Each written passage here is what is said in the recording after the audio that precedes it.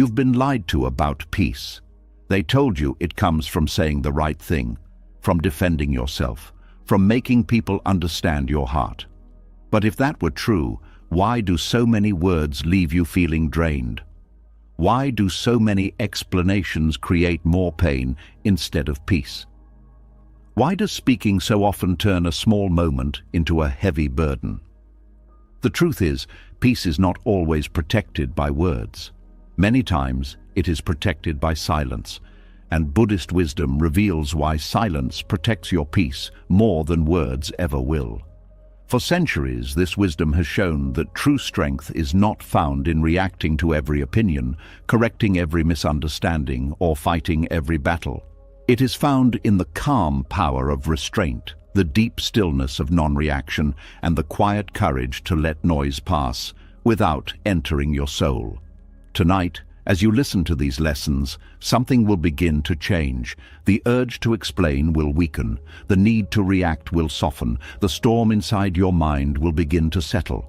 You'll feel a clarity rising within you, like the sky opening after dark clouds.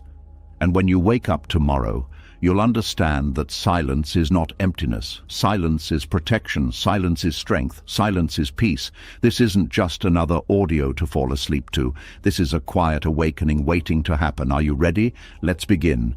But before moving forward, something uncomfortable needs to be seen clearly. Most people don't lose their peace in loud, dramatic moments. They lose it quietly, in conversations that seem small, in explanations that feel necessary, in words that slowly pull them away from themselves. What feels like communication often becomes self-betrayal, and once this is understood, silence is no longer confusing. It becomes obvious. Now something deeper begins to unfold. The violence hidden inside unnecessary explanation does not look like violence at all. There are no raised voices, no visible wounds, no obvious harm. On the surface, it looks polite, mature, even wise. A person is simply trying to explain, trying to be understood, trying to keep things peaceful. But beneath that calm surface, something much heavier is taking place. Every unnecessary explanation is a quiet act of pressure against the self. It is the moment where inner truth begins to bend under the weight of external judgment. Instead of standing firmly in what is known inside, energy is redirected outward, trying to reshape how others see it. That shift may seem small, but it changes everything. Because the moment explanation becomes excessive, it stops being communication and starts becoming negotiation. Not negotiation of facts, but negotiation of identity. Who you are begins to feel like something that must be defended, adjusted, or softened so that others can accept it. And that is where the violence begins. It is not loud, but it is constant. It is the tightening in the chest when words are not received the way they were intended. It is the mental replay of conversations, searching for better phrasing, better tone, better timing. It is the quiet frustration of realizing that no matter how clearly something is explained, it is still misunderstood. Over time, this creates a pattern. The mind begins to anticipate misunderstanding before it even happens. Words are chosen more carefully, not from clarity, but from fear. Sentences become longer, explanations become heavier, and conversations become exhausting. What once felt natural now feels like work. And yet, it continues.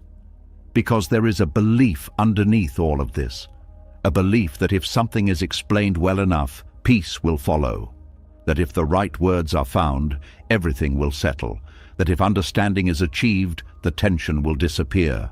But that belief is not true. Peace does not come from being understood by everyone. Peace comes from not needing to be understood by those who are not willing to see.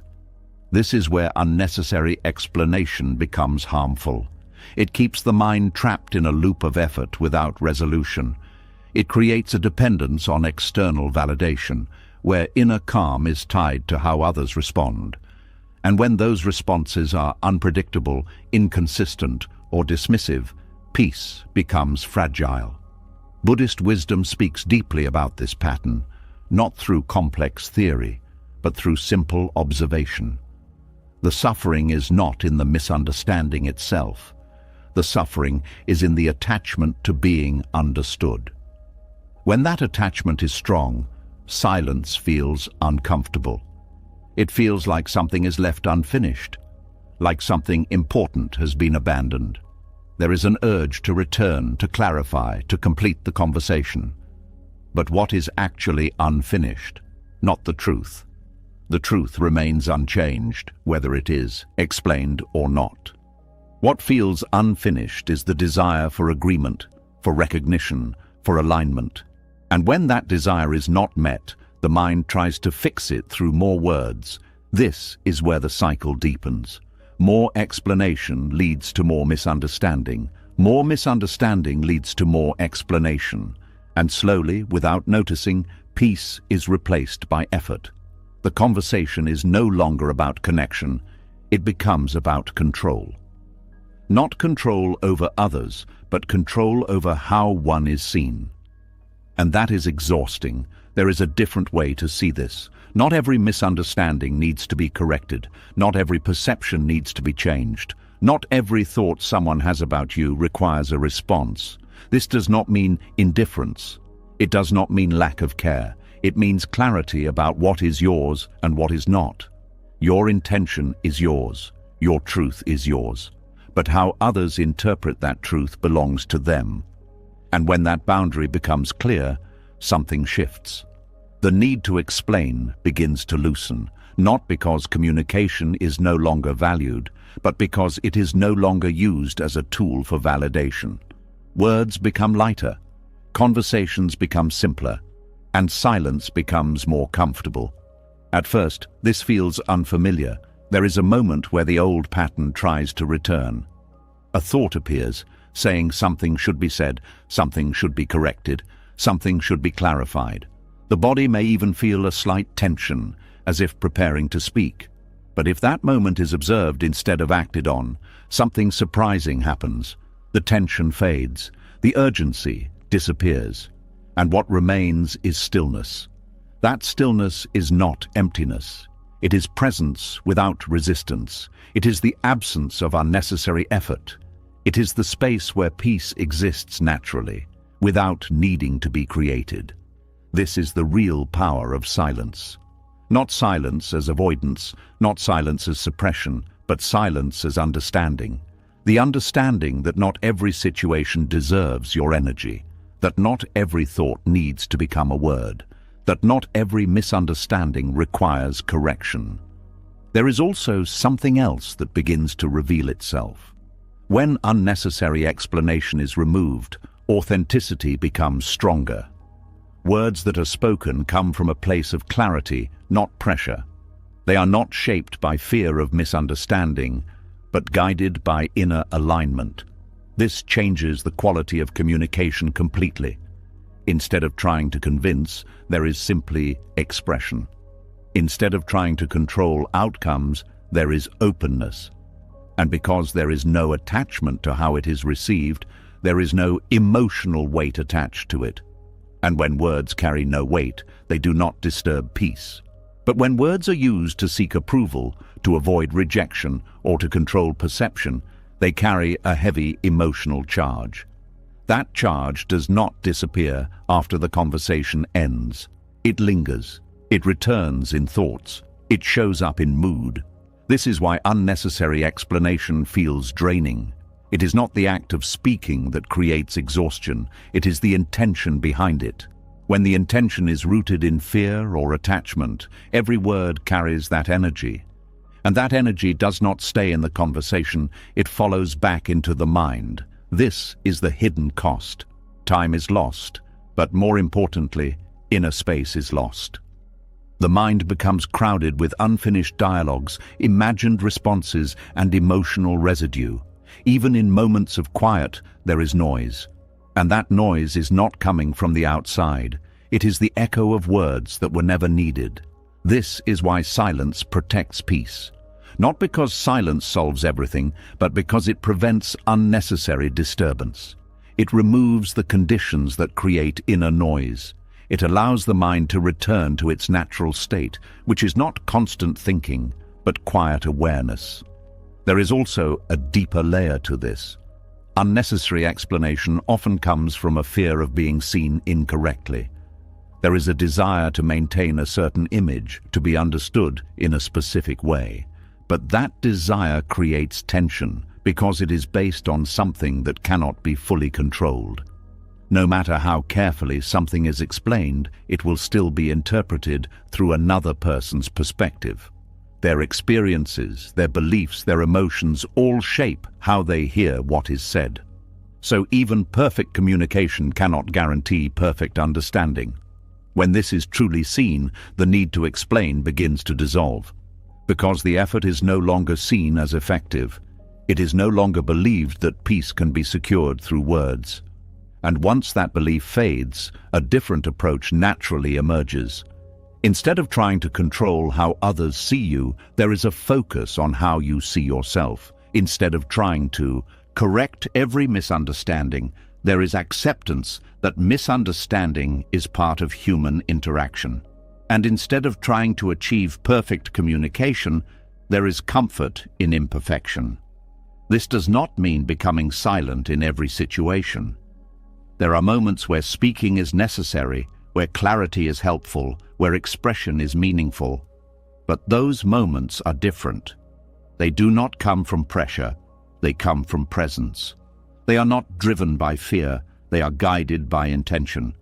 And because of that, they do not disturb peace. They flow naturally, without resistance, without attachment. That is the difference. Unnecessary explanation comes from insecurity. Necessary expression comes from clarity. One creates noise, the other moves through silence without breaking it. This is the subtle but powerful shift. It is not about speaking less or saying nothing. It is about understanding why something is being said. It is about noticing the impulse before the words are formed. And it is about choosing whether that impulse deserves to become sound. When this awareness is developed, silence becomes a choice, not a reaction. And in that choice, there is freedom. Freedom from needing approval, freedom from needing agreement, freedom from needing to be understood by everyone. And in that freedom, peace is no longer something that has to be protected. It simply remains. And once that becomes clear, something even more uncomfortable begins to surface. If unnecessary explanation was quietly taking energy away, then what sits beneath it is even deeper. It is not just the habit of speaking too much, it is the hidden need that keeps those words coming out, a need so subtle that it often feels like responsibility, like care, like doing the right thing. But when it is seen clearly, it reveals something else. Now something heavier unfolds. There is a form of begging that does not look like weakness. It does not ask for money. It does not sound desperate. It does not appear loud or obvious. It hides inside normal conversations, inside polite sentences, inside the urge to be understood. It sounds like trying to explain one more time. It sounds like correcting how someone sees you. It sounds like adding more words, hoping that this time it will finally land. But beneath all of that, there is a quiet request being made. Please see me differently. Please understand me. Please don't reduce me to this version of me. This is psychological begging, and most people don't even realize they are doing it because it feels justified. It feels like maturity. It feels like healthy communication. But the deeper truth is, it is driven by a need that cannot be fulfilled externally. The need to be validated, the need to be seen correctly, the need to feel secure in how others perceive you. And once that need takes control, silence becomes almost impossible, because silence feels like loss. It feels like giving up the chance to fix how you are seen. It feels like allowing misunderstanding to exist. It feels like letting go of control. So the mind keeps reaching outward. It keeps forming sentences, building explanations, trying again and again, not because it is necessary, but because it is afraid of what happens if it stops. but what actually happens when it stops. At first, there is discomfort. A quiet tension appears, a feeling that something is incomplete. The mind starts to create reasons to speak again. It says something should be said, something must be corrected, something is missing. But if that moment is not followed, if the impulse is simply observed, something begins to change. The need starts to weaken, because it was never about the words. It was about the attachment behind the words. Buddhist wisdom points directly to this. Suffering is not created by what others think. It is created by the attachment to changing what others think. When that attachment is strong, every misunderstanding feels like a threat. Every incorrect perception feels like something that must be fixed, and silence feels like surrender. But when that attachment loosens, silence becomes something else entirely. It becomes release. It becomes the end of chasing. It becomes the end of trying to manage every perspective that exists about you. And in that ending, there is something unexpected: relief. Because psychological begging is exhausting. It is not just about the moments of speaking. It is about the mental weight that follows. The replaying of conversations, the analyzing of words, the wondering if something else should have been said. It creates a constant loop. Say something. Think about it. Adjust it. Say something again. And no matter how many times it is repeated, it never feels complete. Because the real need is not being met. External validation cannot fully settle an internal insecurity. So the loop continues. But silence interrupts that loop completely. Not by solving the need, but by exposing it.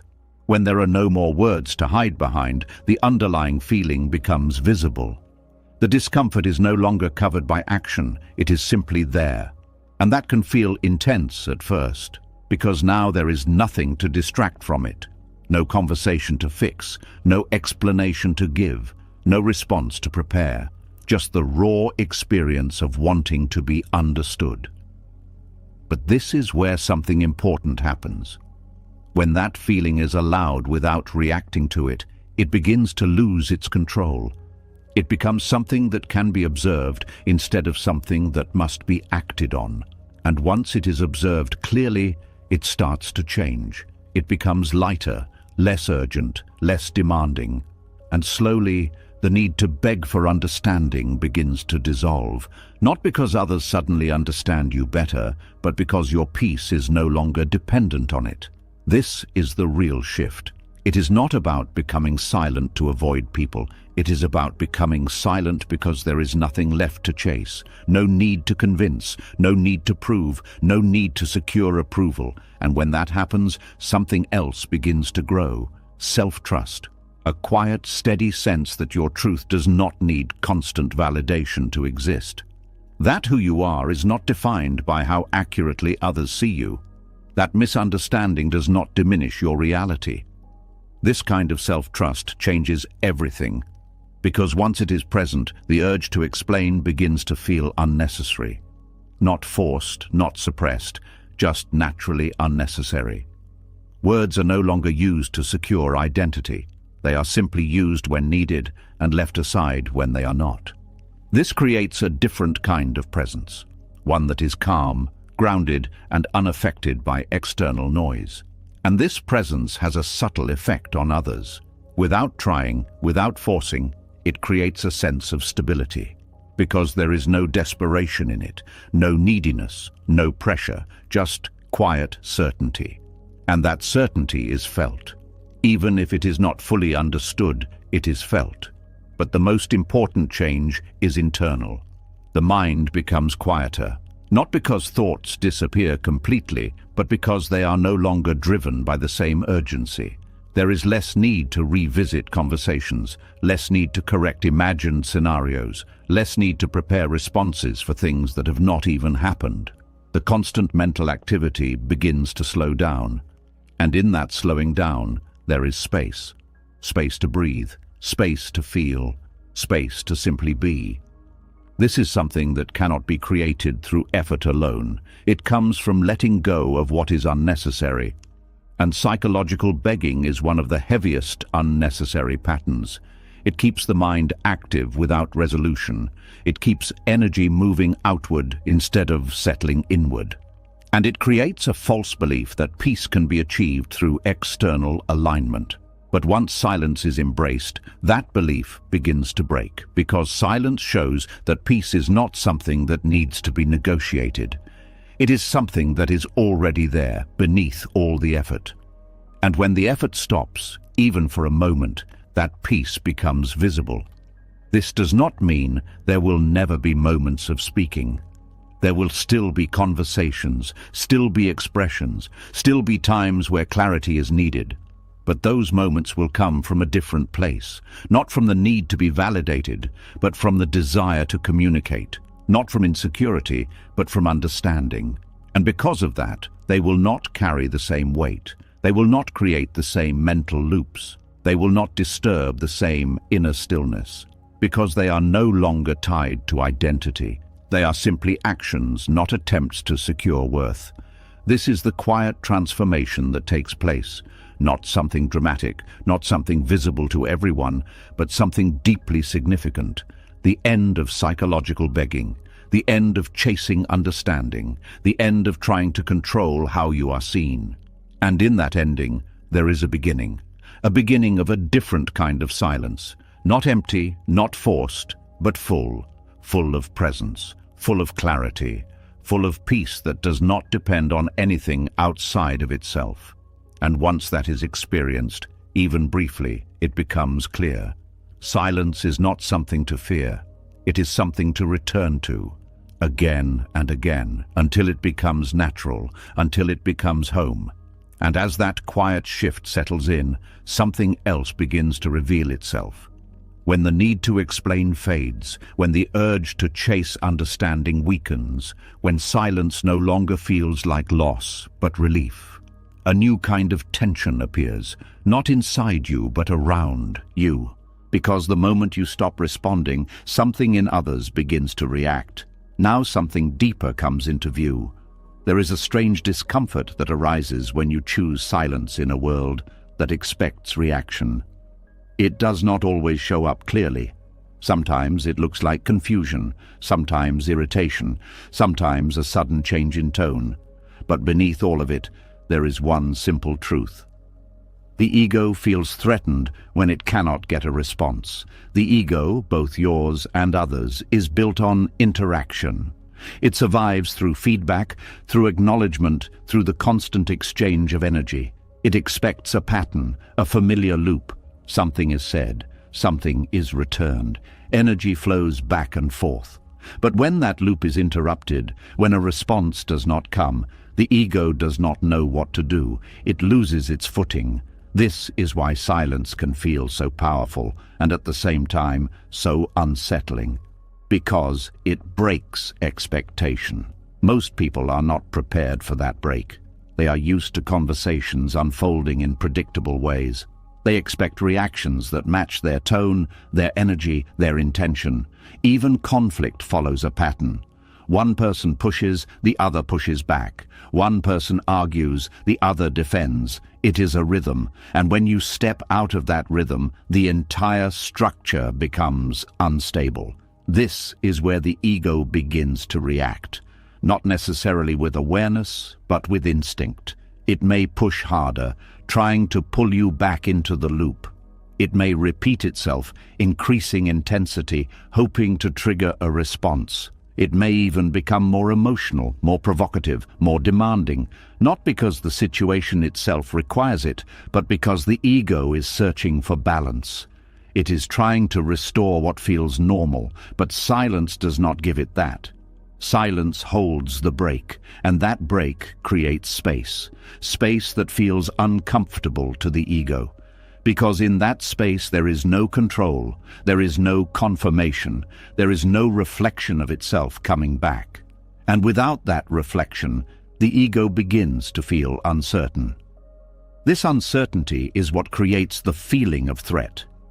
It is not that silence is harmful. It is that silence removes the structure the ego relies on. Without response, there is nothing to push against. Without engagement, there is nothing to hold on to. Without reaction, there is nothing to validate. And this applies not only to others, but also to your own ego. Because the ego within also expects response. It expects you to defend yourself when misunderstood. It expects you to correct when misjudged. It expects you to protect your image, your identity, your position. And when you choose not to respond, that inner voice can become loud. It may say something is wrong. It may create a sense of urgency. It may convince you that silence is weakness, that something important is being lost. But if that voice is observed carefully, it reveals its nature. It is not speaking from truth. It is speaking from habit. A habit formed through years of conditioning, where response was seen as strength and silence was seen as surrender. But this conditioning is not absolute. It can be seen, and once it is seen, it can be questioned. Is every response necessary? Is every reaction required? Is every moment of silence a loss? When these questions are allowed to exist without immediate answers, something begins to loosen. The automatic nature of reaction starts to break. There is a pause, and in that pause, there is choice. This is where the real shift begins, because without awareness, response is automatic.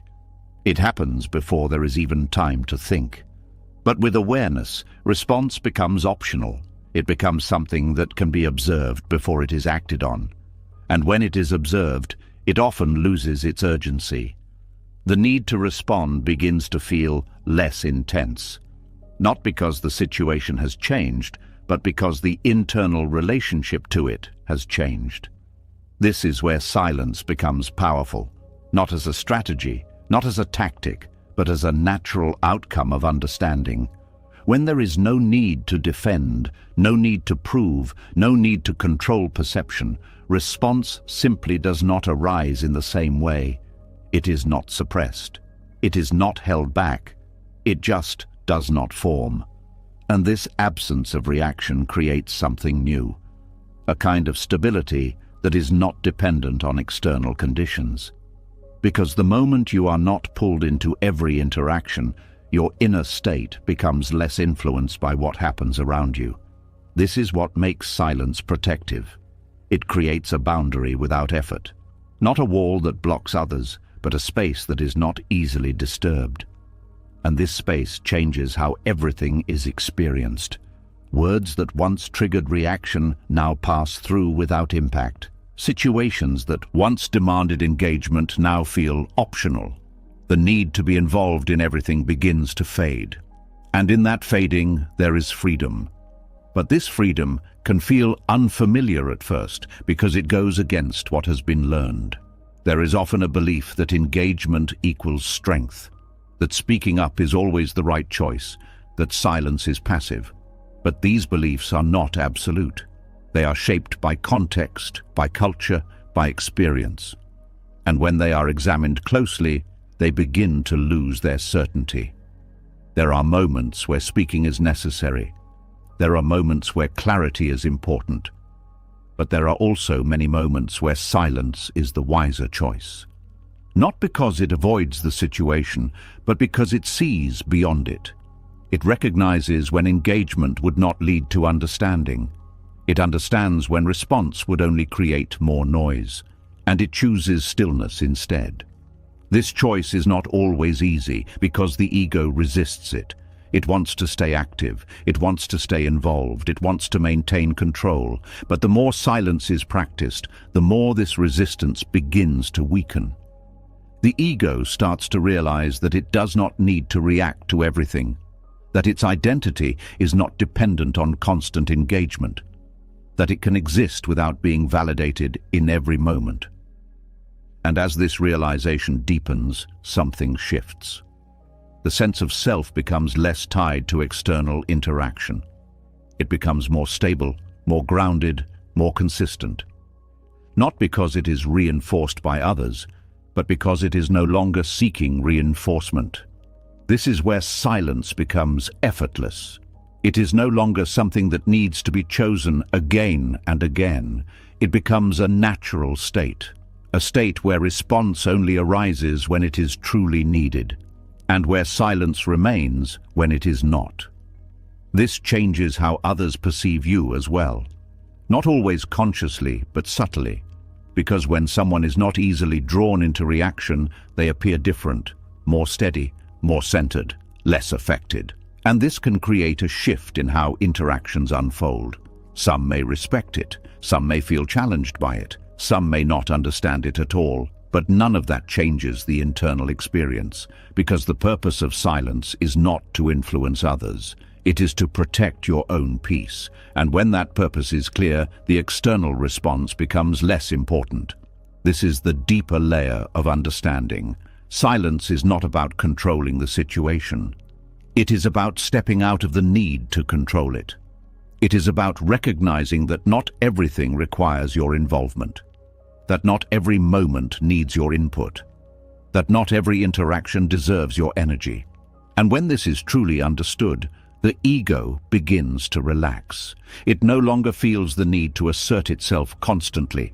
It no longer feels threatened by the absence of response. It starts to see that silence is not a loss. It is a release from constant engagement, a release from the pressure to maintain identity through interaction, a release from the endless cycle of reaction. And in that release, there is peace. Not created, not achieved, but uncovered, because it was always there, beneath the noise, beneath the reactions, beneath the need to respond. And when the noise quiets, even for a moment, that peace becomes visible, clear, steady, untouched. And from that place, everything changes. Not the world, not the people, not the situations, but the way they are experienced. And that is where true freedom begins. And when that inner space becomes steady, something even more revealing begins to unfold. It is one thing to notice the ego reacting, and another thing entirely to see what those reactions create over time. What once felt like small responses, harmless words, quick reactions, begins to show a deeper pattern, a chain that quietly follows every moment of engagement. Now something more profound comes into view. Every reaction carries a consequence, not always visible on the outside, not always immediate, but always present within. A reaction is not just a response to what happened. It becomes the seed of what happens next. It sets something in motion, both in the world and inside the mind. This is what Buddhist wisdom calls karma, not as punishment, not as reward, but as continuation. One moment leads into another, one reaction leads into another, one thought gives birth to the next, and without noticing, a simple situation becomes a long chain of mental activity. Someone says something, a reaction arises, words are spoken, or even if they are not, thoughts begin to form. Then those thoughts repeat, they grow, they multiply, and suddenly, what was once a brief moment is now something that follows through the day. This is the karma of reaction. It is not just about what is said externally. It is about what continues internally, because every reaction leaves an imprint. It creates a memory. It creates a feeling. It creates a pattern that the mind can return to again and again. This is why some conversations stay long after they are over. It is not the event itself. It is the reaction that keeps it alive. The mind replays it. It adjusts it. It imagines different outcomes, and in doing so, it keeps the experience active. It keeps the disturbance present. But what if the reaction never happened? What if the moment was seen but not engaged with? Then the chain would not form. The experience would arise and then pass, like a sound that appears and fades, like a wave that rises and falls. Without reaction, there is no continuation. This is the freedom of non-participation. It is not about ignoring life. It is about not feeding every moment with unnecessary energy. It is about allowing things to exist without becoming part of them. This changes everything, because once participation becomes optional, the weight of experience begins to decrease. Situations no longer expand beyond their moment. They do not carry forward into the rest of the day. They do not become stories that the mind repeats. They simply arise and then disappear. But this requires a different kind of awareness. The habit of reaction is strong. It has been built over time. The mind is used to responding, used to engaging, used to continuing the chain. So, when non-participation is introduced, it feels unfamiliar. There may be a sense that something is being missed, that something should be done, that silence is incomplete. But if that feeling is observed instead of followed, it begins to change. It reveals itself as a habit, not a necessity. And once it is seen as a habit, it becomes easier to let go. This is where the deeper understanding of karma becomes important. Karma is not something that happens to you. It is something that moves through you. Every reaction strengthens a pattern. Every non-reaction weakens it. And over time, these patterns shape how the mind operates. If reaction is constant, the mind becomes restless, always moving, always responding, always continuing. But if non-participation becomes more common, the mind begins to settle. It becomes less reactive, less dependent on external triggers, more stable in its natural state. This is not something that happens instantly. It develops gradually, moment by moment. Each time there is an opportunity to react, there is also an opportunity to not react. And each time non-participation is chosen, even in a small way, the chain is interrupted. This interruption is powerful because it creates a gap, a space where the mind is not moving, where there is no continuation. And in that space, there is stillness. That stillness is not empty, it is full of clarity. Because without the noise of reaction, things can be seen as they are, not through the filter of emotion, not through the distortion of interpretation, but directly. This changes how situations are understood. Reaction often clouds perception. It adds layers of judgment, assumption, and projection. It turns simple events into complex narratives. But non-participation removes those layers. It allows the moment to remain simple, uncomplicated. And because of that, it passes more easily.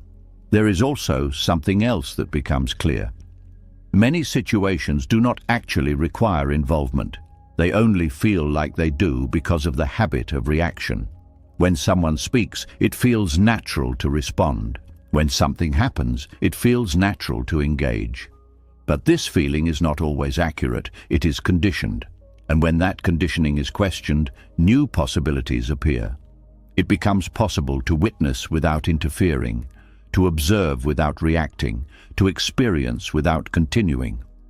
This does not create distance from life, it creates clarity within it.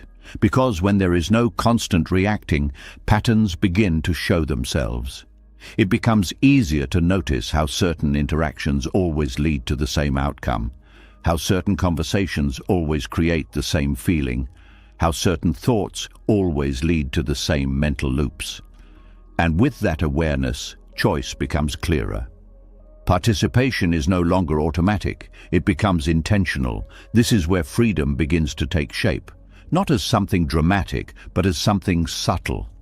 A freedom from unnecessary continuation, a freedom from carrying moments longer than they need to be carried, a freedom from being pulled into every situation that arises, and this freedom has a direct effect on peace. Peace is not something that needs to be created. It is something that remains when disturbance is not sustained. Reaction sustains disturbance. Non-participation allows it to end. This is why silence becomes so important. It is not just the absence of words, it is the absence of continuation. It is the refusal to extend what does not need to be extended. And in that refusal, there is protection. Protection from unnecessary conflict, protection from mental exhaustion, protection from emotional turbulence. But this protection is not rigid. It is not defensive. It is flexible, responsive when needed, still when not. It does not block life. It allows life to flow without interference. This is the balance, not complete withdrawal, not constant engagement, but a quiet awareness of what deserves participation and what does not. And this awareness grows stronger over time. The more it is practiced, the more natural it becomes. The more the mind experiences the ease of non-participation, the less it feels the need to react. And eventually, something shifts. The default state is no longer reaction, it becomes presence. This presence does not need to do anything. It does not need to respond to everything. It simply remains. And from that place, actions still happen, words are still spoken, engagement still occurs, but it comes from a different source, not from impulse, not from habit, but from clarity. And because of that, it does not create the same chains. It does not leave the same imprints. It does not disturb the same peace. This is the real freedom. Not freedom from life, but freedom within it. A freedom that does not depend on circumstances. A freedom that is not affected by what others say or do, because it is rooted in something deeper, the understanding that not everything requires participation, and that in choosing not to participate, nothing is being lost. What is being preserved is what matters most: energy, clarity, and peace. Once that is understood, even in a small way, it becomes easier to step back, to let things pass, to allow moments to end without extending them. And in that allowing, there is a quiet strength, a strength that does not need to be seen, a strength that does not need to be proven, a strength that simply exists, steady, unmoved, at peace. And as that quiet strength settles, another layer begins to reveal itself, one that is even more subtle, even more personal. Because when reaction slows down and participation becomes a choice, something that was always hidden starts to come into the light. Now, something deeper is uncovered. There is a discomfort that appears the moment silence is chosen, not from the outside, but from within. It is not loud, but it is persistent. A quiet pull, a subtle tension, a feeling that something is being left undone. And that feeling is not random. It is pointing to something that has been there all along. Silence has a way of revealing attachments that were never noticed before. When there is constant speaking, constant reacting, constant engaging, these attachments stay hidden. They blend into normal behavior. They feel like personality, like identity, like who you are. But the moment silence enters, those same patterns begin to stand out. The urge to respond suddenly feels strong. The need to explain feels urgent. The desire to correct, to prove, to be seen in a certain way becomes more visible. And in that visibility, something important is realized. These are not just habits, they are attachments. Attachments to being understood, to being respected, to being liked, to being seen as right, to being seen as good. Attachments to identity, to image, to control over how others perceive you. And these attachments quietly shape behavior in ways that are not always obvious. They create pressure, not from the outside, but from within. Pressure to respond when silence would be more peaceful. Pressure to engage when stepping back would bring clarity. Pressure to maintain a certain image even when it costs inner calm. This pressure often goes unnoticed because it feels normal. It feels like responsibility, like emotional intelligence, like doing what is right. But when silence is introduced, that normality begins to break. The patterns become clear. There is a moment where a response is expected and silence interrupts it. In that interruption, the mind reacts. It begins to create reasons why something should be said. It builds arguments, explanations, justifications. And if that process is observed carefully, it reveals something deeper. The response is not always about the situation. It is about the attachment behind it. An attachment to how the situation affects identity. If someone misunderstands you, the discomfort is not just about the misunderstanding. It is about the attachment to being seen correctly. If someone criticizes you, the reaction is not just about the words, it is about the attachment to being respected. If someone ignores you, the feeling is not just about the silence, it is about the attachment to being acknowledged. These attachments are subtle, They do not always appear clearly, but silence brings them forward. Because without action, without words, without distraction, there is nothing to cover them. They are simply there. And at first, this can feel uncomfortable, because it challenges the way things have always been done. It shows that what felt like natural behavior is often driven by hidden needs. It shows that many actions are not as free as they seem. They are influenced by attachments that operate quietly in the background. But this discomfort is not a problem, it is a doorway, because once these attachments are seen, they can begin to loosen. Not through force, not through rejection, but through understanding. When it becomes clear that the need to be understood is creating tension, that need starts to weaken. When it is seen that the desire to control perception is exhausting, that desire begins to soften. When it is realized that seeking validation creates dependence, the mind begins to let go. This does not happen instantly, it happens gradually.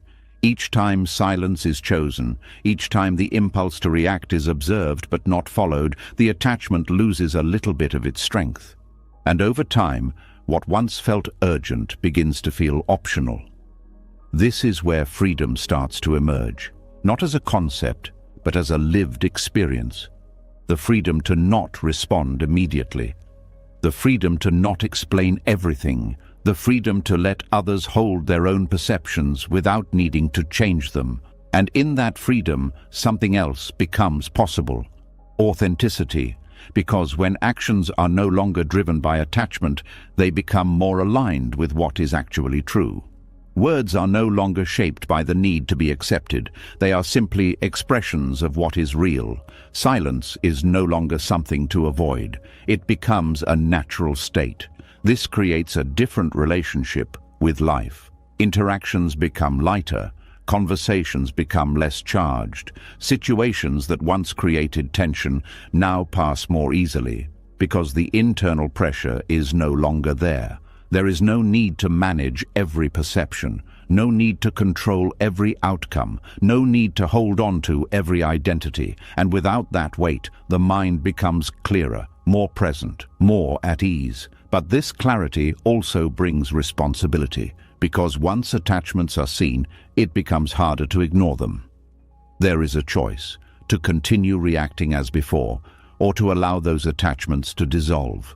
And that choice is not always easy, because attachments often feel like part of who you are. Letting them go can feel like losing something important. But what is actually lost is not identity. It is the tension that comes with holding on to identity too tightly. It is the constant effort to maintain a certain image. It is the pressure to meet expectations that were never truly yours. And when that pressure is released, what remains is something more stable. A sense of self that is not dependent on external validation. A presence that does not need to be constantly reinforced.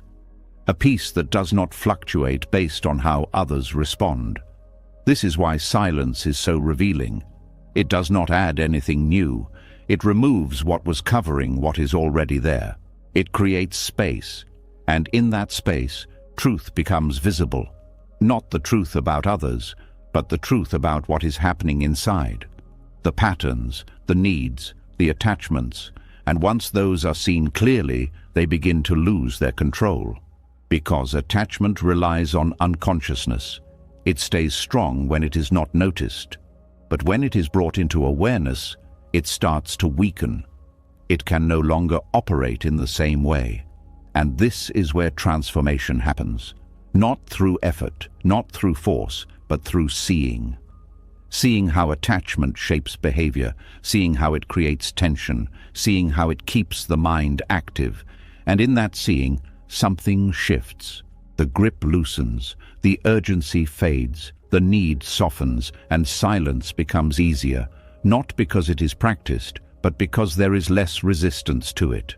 This changes everything, because when silence is no longer resisted, it becomes a place of rest, a place where the mind can settle, where there is no need to perform, no need to prove, no need to maintain, just presence. And from that presence, life continues. Words are still spoken when needed. Actions are still taken when appropriate. But they come from a different place, not from attachment, but from clarity, not from need, but from choice. And because of that, they do not carry the same weight. They do not create the same disturbance. They do not leave the same residue. This is the deeper purpose of silence, not just to protect peace, but to reveal what disrupts it, to show the hidden forces that shape behavior, to bring awareness to what was previously automatic, and through that awareness, to allow freedom. A freedom that is not dependent on circumstances, a freedom that is not affected by how others think or act, a freedom that comes from within. And once this freedom is felt, even in a small way, it becomes clear. Silence is not empty. It is full of insight, full of understanding, full of the quiet power to see what was always there, and in that seeing, to finally let go. And as those attachments begin to loosen, something unexpected starts to surface. The outside becomes quieter, the reactions become fewer, the need to engage begins to fade. Yet inside, something is still moving. A subtle restlessness remains, a kind of noise that does not come from the world, but from within. Now something deeper must be faced. Silence on the outside is simple. Words can be withheld, reactions can be paused, conversations can be avoided. But silence on the inside is different. It cannot be forced. It cannot be created by effort alone. And this is where many people begin to struggle. Because even when the mouth is quiet, the mind is not. There is a stream of thoughts that continues to move, conversations that replay, responses that were never spoken but keep forming, imagined scenarios, remembered words, anticipated outcomes. It is as if the silence outside creates space, and in that space the inner noise becomes louder. This is the inner noise that makes outer silence difficult. It is not visible to others, but it is deeply felt. It is the reason why silence can feel uncomfortable, even when there is nothing happening externally. It is the reason why sitting quietly can sometimes feel more exhausting than speaking. Because the mind is still active, and this activity is not random. It is driven by patterns. Patterns of thinking that have been built over time. Patterns that were reinforced through constant engagement, constant reaction, constant mental movement. The mind has become used to filling every moment with something. Words, thoughts, analysis, judgment. So when silence is introduced, it does not immediately bring peace. It brings awareness. Awareness of how much is actually happening inside. This can feel overwhelming at first, because the noise was always there, but it was hidden by activity. Conversations, distractions, interactions kept the attention outward. But when those are reduced, the attention turns inward. And what is found is not always calm. It is often clutter. Thoughts moving without direction. Emotions rising without clear cause. Memories appearing without invitation. It can feel like the mind is trying to maintain control by staying busy. This is where understanding becomes important. The inner noise is not a problem. It is a reflection of everything that has been accumulated, everything that has been processed, everything that has been carried without being fully seen. When the mind has been trained to react, it continues reacting even when there is nothing to respond to. It creates its own content. It builds its own loops. It keeps itself occupied. And this is why outer silence alone is not enough. Because if the inner noise remains, silence becomes uncomfortable. It feels like something is missing. It feels like something needs to be filled. And this often leads back to speaking, back to engaging, back to creating noise externally just to escape the noise internally. But there is another way to approach this. Not by trying to stop the thoughts, not by forcing the mind to be quiet, but by understanding the nature of the noise. The noise is not the enemy. It is a process of release. When the mind has been constantly active, it does not become still immediately. It goes through a phase where everything that was suppressed, ignored, or carried begins to surface. Thoughts that were pushed aside begin to appear. Feelings that were avoided begin to be felt. And this can create the impression that silence is making things worse. But in reality, it is revealing what was already there. This is a crucial point, because if this is misunderstood, silence may be abandoned. It may seem easier to return to distraction, to conversation, to anything that reduces the awareness of inner noise.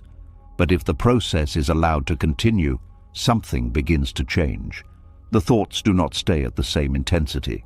They begin to slow down, not because they are being controlled, but because they are being seen.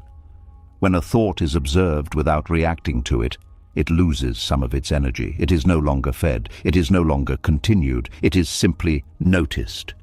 And when this happens repeatedly, the overall activity of the mind begins to decrease. The noise becomes less dense. The gaps between thoughts become wider. And in those gaps, something new appears. Stillness, not forced, not created, but uncovered. This stillness is different from silence that is imposed. It is natural. It does not require effort to maintain. It is simply there when the noise is not being sustained. But reaching this point requires patience, because the mind does not change instantly. It has been conditioned over years. It has developed habits of constant movement. So expecting immediate stillness creates frustration, and frustration itself becomes another form of noise. Instead, there needs to be a different approach, one that allows the mind to settle in its own time, one that does not demand silence, but creates the conditions for it to arise. This is where awareness becomes key. Not awareness that tries to control, but awareness that observes. Watching the thoughts without following them. Noticing the patterns without trying to change them immediately. Allowing everything to be seen without interference. This creates a shift, because the mind begins to recognize that it does not need to react to every thought, that not every idea needs to be explored, that not every feeling needs to be acted on, and with that recognition, the intensity of the noise begins to decrease. There is also another layer to this. The inner noise is often connected to unresolved experiences, things that were not fully processed, moments that were left incomplete, emotions that were not fully felt. These remain in the mind as unfinished patterns, and silence brings them forward, not to create discomfort, but to allow completion. When these experiences are allowed to surface without resistance, they begin to resolve. They lose their hold. They stop repeating in the same way, and the mind becomes lighter. This is why silence can feel healing, not because it removes everything immediately, but because it allows what is hidden to come into awareness. And through awareness, transformation becomes possible. But this process requires trust. Trust that the noise will not last forever. Trust that the mind knows how to settle. Trust that stillness is not something that needs to be forced. Because the moment there is an attempt to force silence, the mind reacts. It creates more tension, more resistance, more noise. But when there is acceptance, when the noise is allowed without judgment, it begins to change naturally. This is the paradox. Trying to be quiet creates more noise. Allowing the noise creates quiet. And this understanding changes the relationship with silence. It is no longer something to achieve. It becomes something to allow, something that emerges when the conditions are right. And those conditions are created through awareness, patience, and non-resistance. As this becomes more familiar, the discomfort of silence begins to fade. What once felt empty now feels full. What once felt restless now feels calm. What once felt difficult now feels natural. And with this shift, silence becomes a place of rest. Not a space that needs to be filled, but a space that offers relief. A place where the mind can settle without effort. Where thoughts can pass without creating disturbance. Where presence becomes more stable. This stability has a deep impact on everything else. Because when the inner noise decreases, External situations lose their power to disturb. Words from others do not create the same reaction. Events do not carry the same weight. Because there is less internal movement to amplify them, the mind becomes less reactive, not because it is suppressing responses, but because it is no longer driven by the same patterns.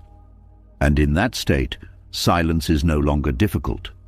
It becomes natural, effortless, a default state rather than a forced choice.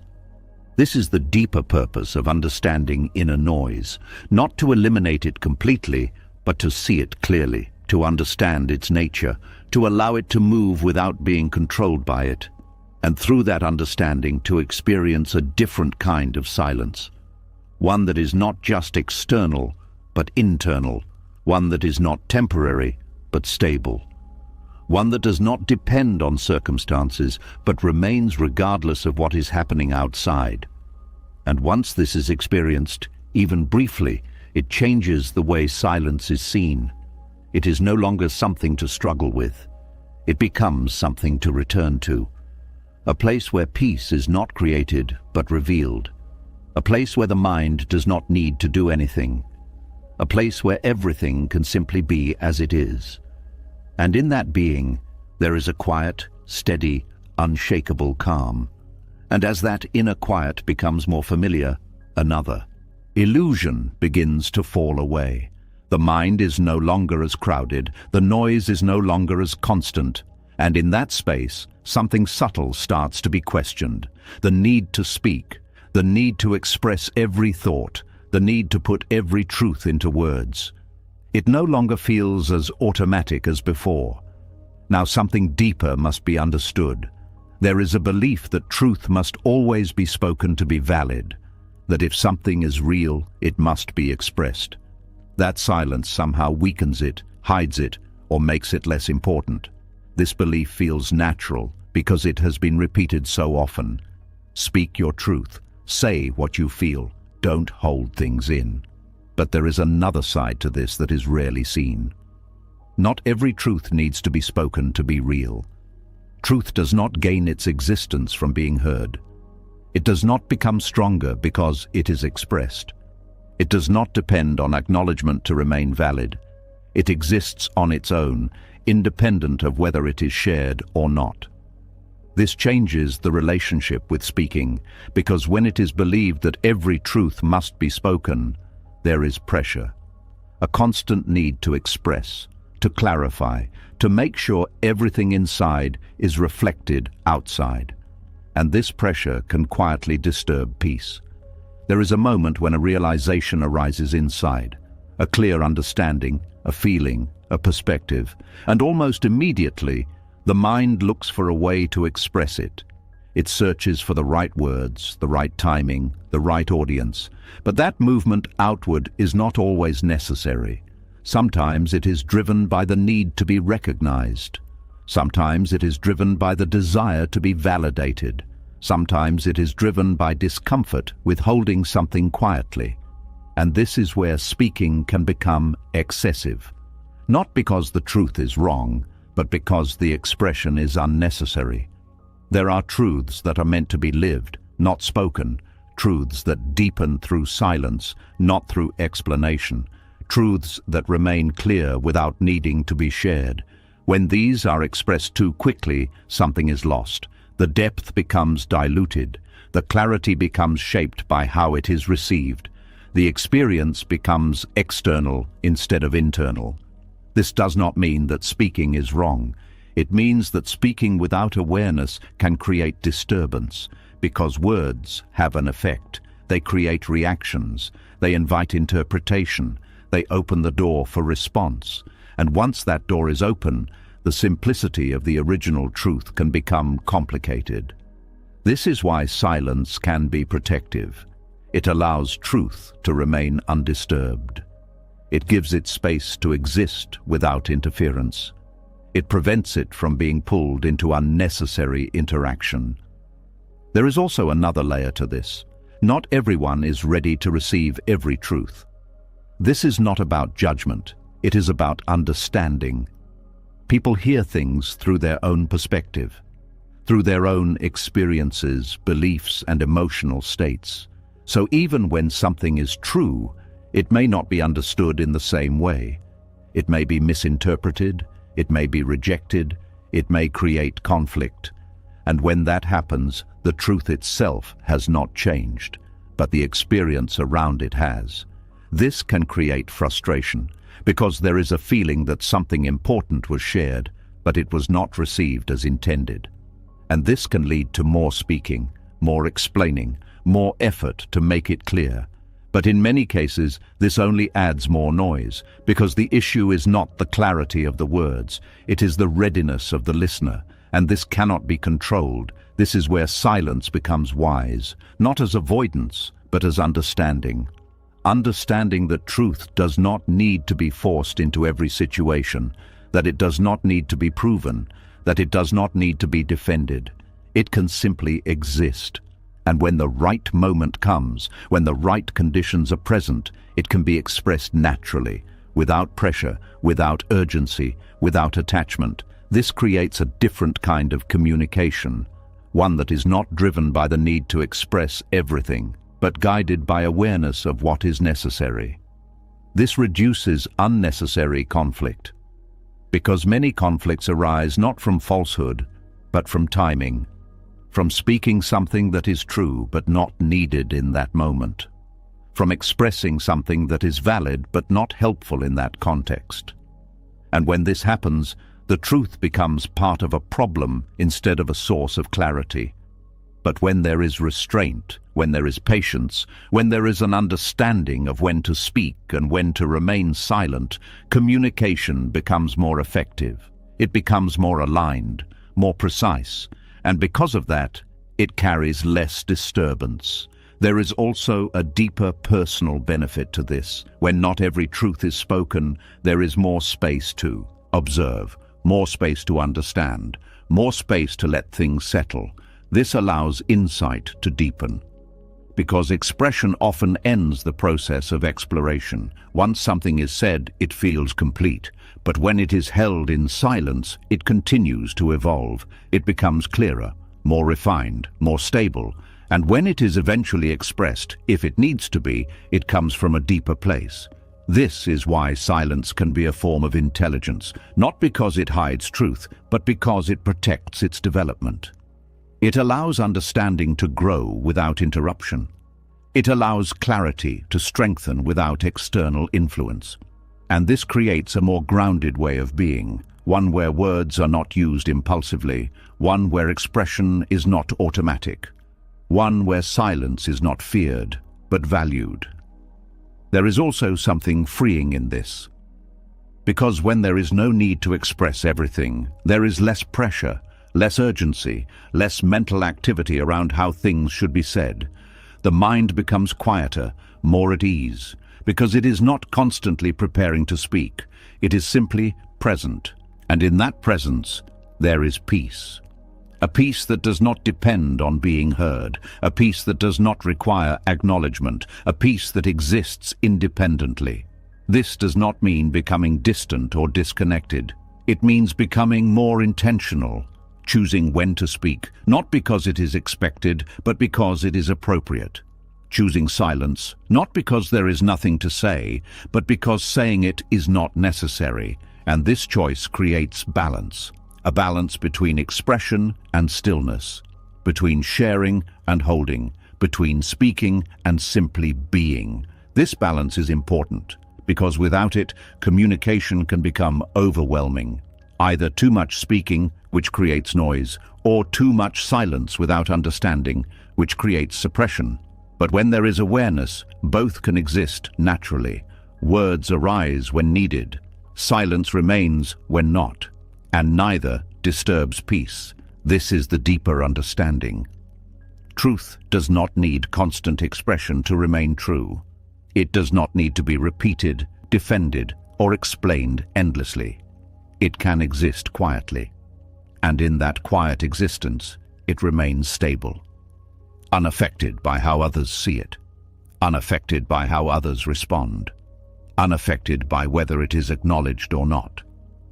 And when this is realized, something shifts. The need to prove begins to fade. The need to explain begins to soften. The need to be heard begins to loosen. And what remains is something much simpler. Clarity without pressure. Understanding without urgency. Presence without noise. This is where silence becomes powerful again, not as something that replaces truth, but as something that protects it, not as something that hides, but as something that holds. And in that holding, there is strength, a quiet strength that does not need to be seen, a steady presence that does not need to be confirmed, a deep peace that does not depend on expression. And once this is felt, even for a moment, it becomes clear. Not every truth needs to be spoken, because truth, in its deepest form, does not need words to exist. It simply is. And in allowing it to be, without forcing it into sound, there is a freedom that cannot be taken away. A freedom that comes from knowing that what is real inside does not need to be constantly proven outside. And in that knowing, silence becomes enough, more than enough. It becomes complete. And as that quiet understanding settles, another misunderstanding begins to fall away. Silence is no longer seen as emptiness, no longer mistaken for avoidance, no longer confused with weakness. Yet something still feels unresolved, because many people carry a hidden belief that if you stay silent, you are pulling away, that if you do not respond, you do not care, that if you do not speak, you are closing your heart. Now something more gentle and more powerful begins to reveal itself. There is a kind of silence that does not separate, it softens. A kind of silence that does not reject, it understands. A kind of silence that does not withdraw, it protects both you and the other person at the same time. This is silence as compassion. It is not cold, it is not distant, it is not indifferent. It is deeply aware, because not every moment needs a response to be meaningful. Not every situation needs words to show care, and not every interaction becomes better through speaking. In fact, there are many moments where words would only add more weight, more confusion, more harm. Compassionate silence sees this clearly. It recognizes when speaking would come from emotion instead of clarity. It notices when words would be shaped by frustration, by hurt, by the need to correct or defend. And instead of releasing that energy outward, it allows it to settle. This is not suppression. It is understanding the impact of expression. Because words, once spoken, cannot be taken back. They move into the world, they touch other minds, they create reactions. And when they are spoken from a place of inner disturbance, they often carry that disturbance with them. Silence in those moments becomes an act of care, not just for yourself, but for the other person. Because instead of reacting, instead of adding more noise, you are choosing not to pass on the disturbance. You are choosing not to escalate what could remain small. You are choosing not to turn a temporary emotion into a lasting consequence. This is where silence becomes compassionate. It breaks the chain of reaction. It stops the spread of unnecessary harm. And it creates space. Space where things can settle naturally. There is also another side to this. Sometimes people speak from their own pain, not always clearly, not always kindly, not always in ways that are easy to receive, but beneath their words there is often something deeper: confusion, fear, insecurity, or unresolved hurt. When this is not seen, the natural response is to react, to defend, to respond with equal force. But when it is seen, something changes. There is less urgency to reply, less need to match the tone, less desire to correct immediately. Because the focus shifts from the words to what is behind them. And in that shift, silence becomes understanding, not agreement, not approval, but recognition. Recognition that what is being expressed is not always the full truth of the person, but a moment shaped by their inner state. This allows for patience. It allows for restraint. It allows for a response that is not driven by the surface level of interaction. And sometimes that response is silence. A silence that does not reject the person, but refuses to engage with the disturbance. This creates a different kind of interaction. One that does not feed conflict, one that does not amplify emotion, one that allows space for things to calm down. And in that space, something else becomes possible. Clarity. Because when there is no immediate reaction, there is time. Time for emotions to settle. Time for thoughts to become clearer. Time for a more grounded response to emerge, if one is needed at all. This is often misunderstood, because silence is seen as absence, as doing nothing, as not participating. But in reality, compassionate silence is active. It is a choice. A conscious decision not to contribute to confusion, not to add to tension, not to escalate what does not need to grow. It is an awareness of timing, an understanding that not everything needs to be addressed immediately. That some things resolve themselves when they are not forced. And that sometimes the most helpful thing that can be done is to simply not interfere. This kind of silence requires strength. Because it goes against impulse, it goes against the immediate desire to respond, to correct, to express. But it is guided by a deeper awareness, one that sees beyond the moment, one that understands the long-term impact of words and chooses accordingly.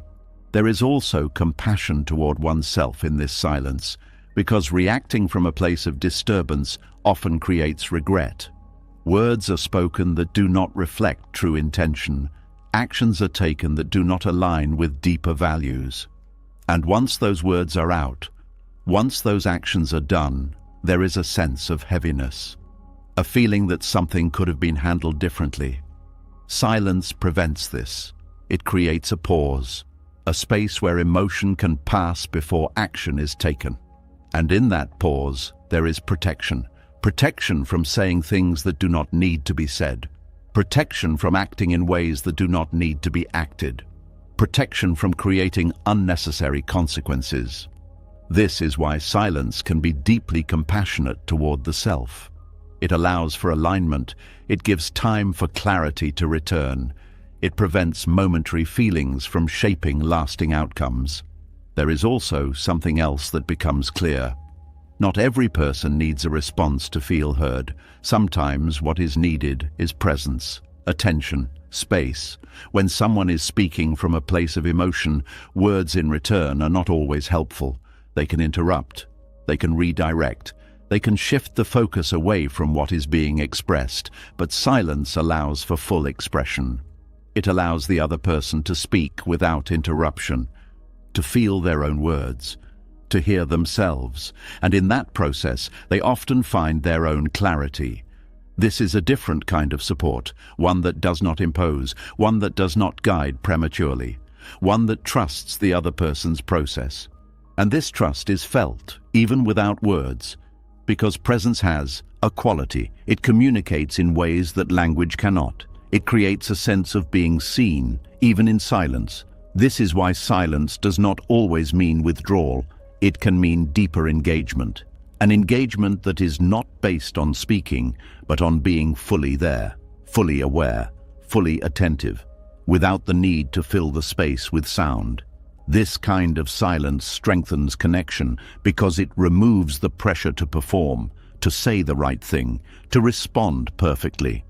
It allows interaction to be more natural, more honest, more grounded, and this creates a different kind of relationship, one that is not built on constant exchange of words, but on shared presence, shared understanding, shared space. There is also a broader impact of this kind of silence. When one person chooses not to react, not to escalate, not to engage in unnecessary conflict, it affects the entire interaction. The energy changes, the direction shifts, because conflict needs participation, it needs response, it needs continuation. And when that is not given, it begins to dissolve. Not always immediately, not always completely, but the intensity decreases. The momentum slows, and often what seemed important in the moment begins to lose its weight. This is how silence can be a form of compassion toward the situation itself.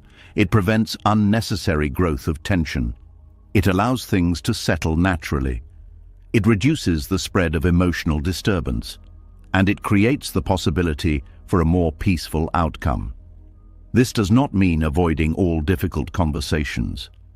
There are times when speaking is necessary, when clarity is needed, when expression is important. But even in those moments, silence plays a role, because it creates the foundation from which words arise. Words that come from stillness are different from words that come from reaction. They are clearer, more precise, less charged. And because of that, they are more effective. This is the balance, not choosing silence all the time, not choosing speech all the time, but understanding when each is appropriate and allowing both to arise naturally, without force, without fear, without attachment. This understanding deepens over time. As awareness grows, it becomes easier to see when silence is needed, when speaking would add value, when it would not. And this creates a more harmonious way of interacting with the world, one where peace is not constantly disturbed, one where communication is more intentional, one where relationships are less reactive and more grounded. This is the true nature of compassionate silence. It is not withdrawal, it is not distance, it is not lack of care. It is care expressed in a different form. A form that does not always use words, but is felt just as deeply, if not more. And once this is understood, silence is no longer something to explain. It becomes something to embody. A quiet, steady presence that supports both yourself and others, without force, without noise, without losing peace. And in that presence, something beautiful happens. Not everything needs to be said, because what matters most is already being felt. And as that quiet compassion becomes natural, something even more challenging begins to appear, because it is one thing to remain silent to avoid harm, and another thing entirely to remain silent when you are being seen in a way that is not true. When someone misunderstands you, something inside reacts almost instantly, a pull to correct, to explain, to set the record straight. That pull feels justified, almost necessary. Now something deeper must be faced. There is a discomfort that comes not from what is happening, but from how you are being perceived. A tension that rises when your intentions are not recognized, when your actions are interpreted incorrectly, when your silence itself is misunderstood. It feels like something important is at risk, as if your identity is being shaped by something outside of your control. And this is where the spiritual power begins to reveal itself. Letting others misunderstand you is not weakness. It is one of the most difficult forms of inner strength, because it goes directly against the need to protect your image. It challenges the idea that you must always be seen correctly to remain whole. It asks you to remain steady even when your reflection in someone else's mind is distorted. This is not easy, because from a very early point there is conditioning to be understood, to be seen as good, as right, as fair. There is a belief that if you are misunderstood, something is wrong, something needs to be fixed, and so the mind moves quickly to correct it. But what if that correction is not necessary? What if your truth does not depend on being accurately perceived? This is where something shifts. When you stop trying to control how others see you, you begin to see how little control was ever there in the first place. Every person sees through their own lens. Their experiences, their beliefs, their emotions all shape what they understand. So even if you explain perfectly, even if you speak clearly, their interpretation will still be influenced by what they bring into the moment. This means that being fully understood by everyone is not realistic, and holding on to that expectation creates tension, because it creates a constant need to adjust, to explain, to align your expression with how you want to be seen. It turns interaction into effort. It makes peace dependent on something unstable. But when you allow misunderstanding to exist, something different happens. The pressure drops. There is no longer a need to fix every perception, no longer a need to correct every assumption, no longer a need to defend every part of your identity, and in that absence of pressure there is relief, not because misunderstanding is pleasant, but because the need to control it is gone. This is where the spiritual aspect becomes clear. Because letting others misunderstand you requires detachment, detachment from image, detachment from validation, detachment from the need to be seen in a specific way. And this detachment creates freedom, freedom from the constant effort to maintain a certain perception, freedom from the emotional weight of being judged incorrectly, freedom from the cycle of explaining and re-explaining. This does not mean you stop caring.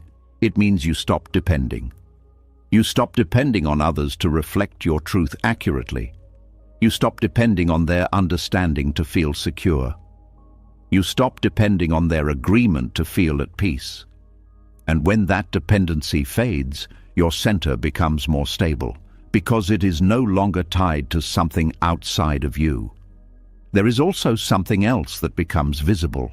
Misunderstanding often reveals more about the other person than it does about you. The way someone interprets your actions says more about their perspective than your intention. Their reaction is shaped by their internal world, their thoughts, their fears, their past experiences. And when this is seen, there is less urgency to correct them, because their misunderstanding is not something you created, it is something that arose within them. And while you can clarify if needed, you do not need to carry the responsibility of changing it. This creates space. Space to observe instead of react. Space to understand instead of defend. Space to remain grounded even when things are misrepresented. This grounding is powerful because it is not shaken by external perception. It does not fluctuate based on who understands and who does not. It remains steady. And that steadiness becomes a source of peace. But this kind of peace requires letting go of something deeply rooted, the need to have the last word, the need to close every loop, the need to make sure everything is clear. These needs feel strong because they promise resolution. They promise a sense of completion. But in reality, they often lead to more engagement, more explanation, more cycles of misunderstanding. Because not every loop can be closed through words. Some loops remain open, some misunderstandings remain unresolved, and that is part of life. Accepting this is not resignation, it is clarity. Clarity that not everything needs to be finished, that not everything needs to be corrected, that some things can remain as they are without disturbing your inner state.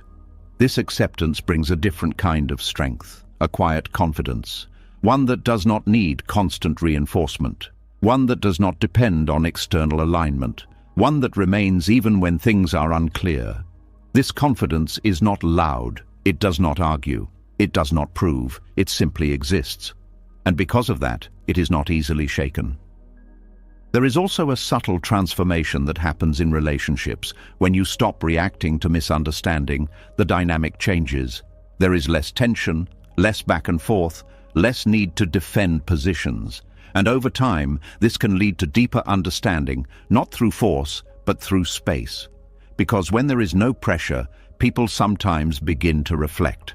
They begin to see things differently on their own, not because they were convinced, but because they were not pushed. And even if they do not change, your peace is not affected, because it is no longer tied to their perception. This is the essence of letting go. Not letting go of truth, but letting go of the need to control how truth is received. And this letting go creates a sense of lightness, a reduction in mental weight, a decrease in emotional strain, because there is less to manage, less to maintain, less to hold on to. This allows energy to return inward, to be used for awareness, for presence, for clarity, instead of being spent on external correction. And in that shift, life feels different, more spacious, less heavy, more aligned. This does not mean there will never be moments where clarification is needed. There are times when speaking is appropriate, when understanding is important, when silence would not serve the situation. But even in those moments, there is a difference.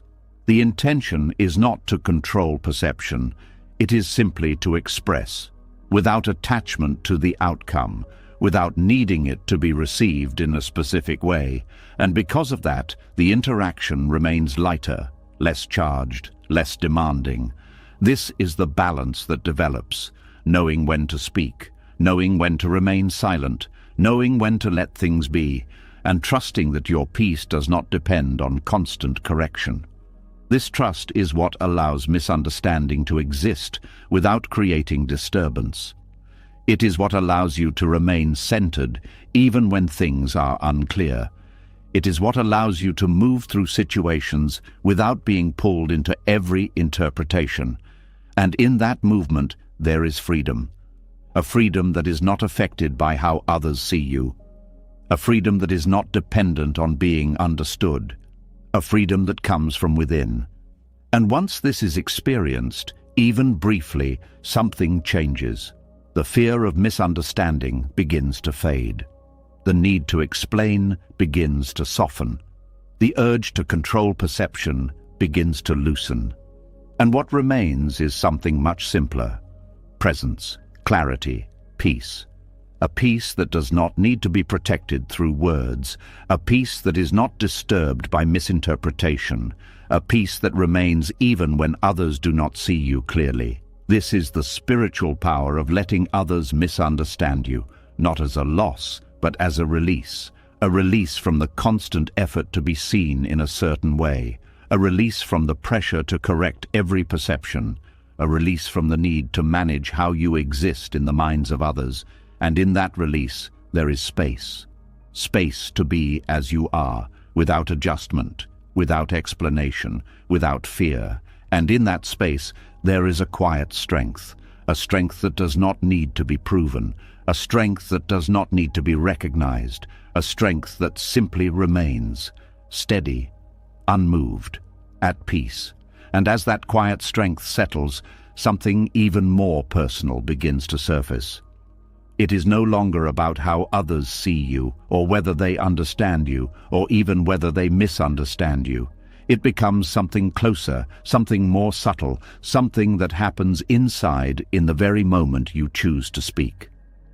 Now something deeper must be faced.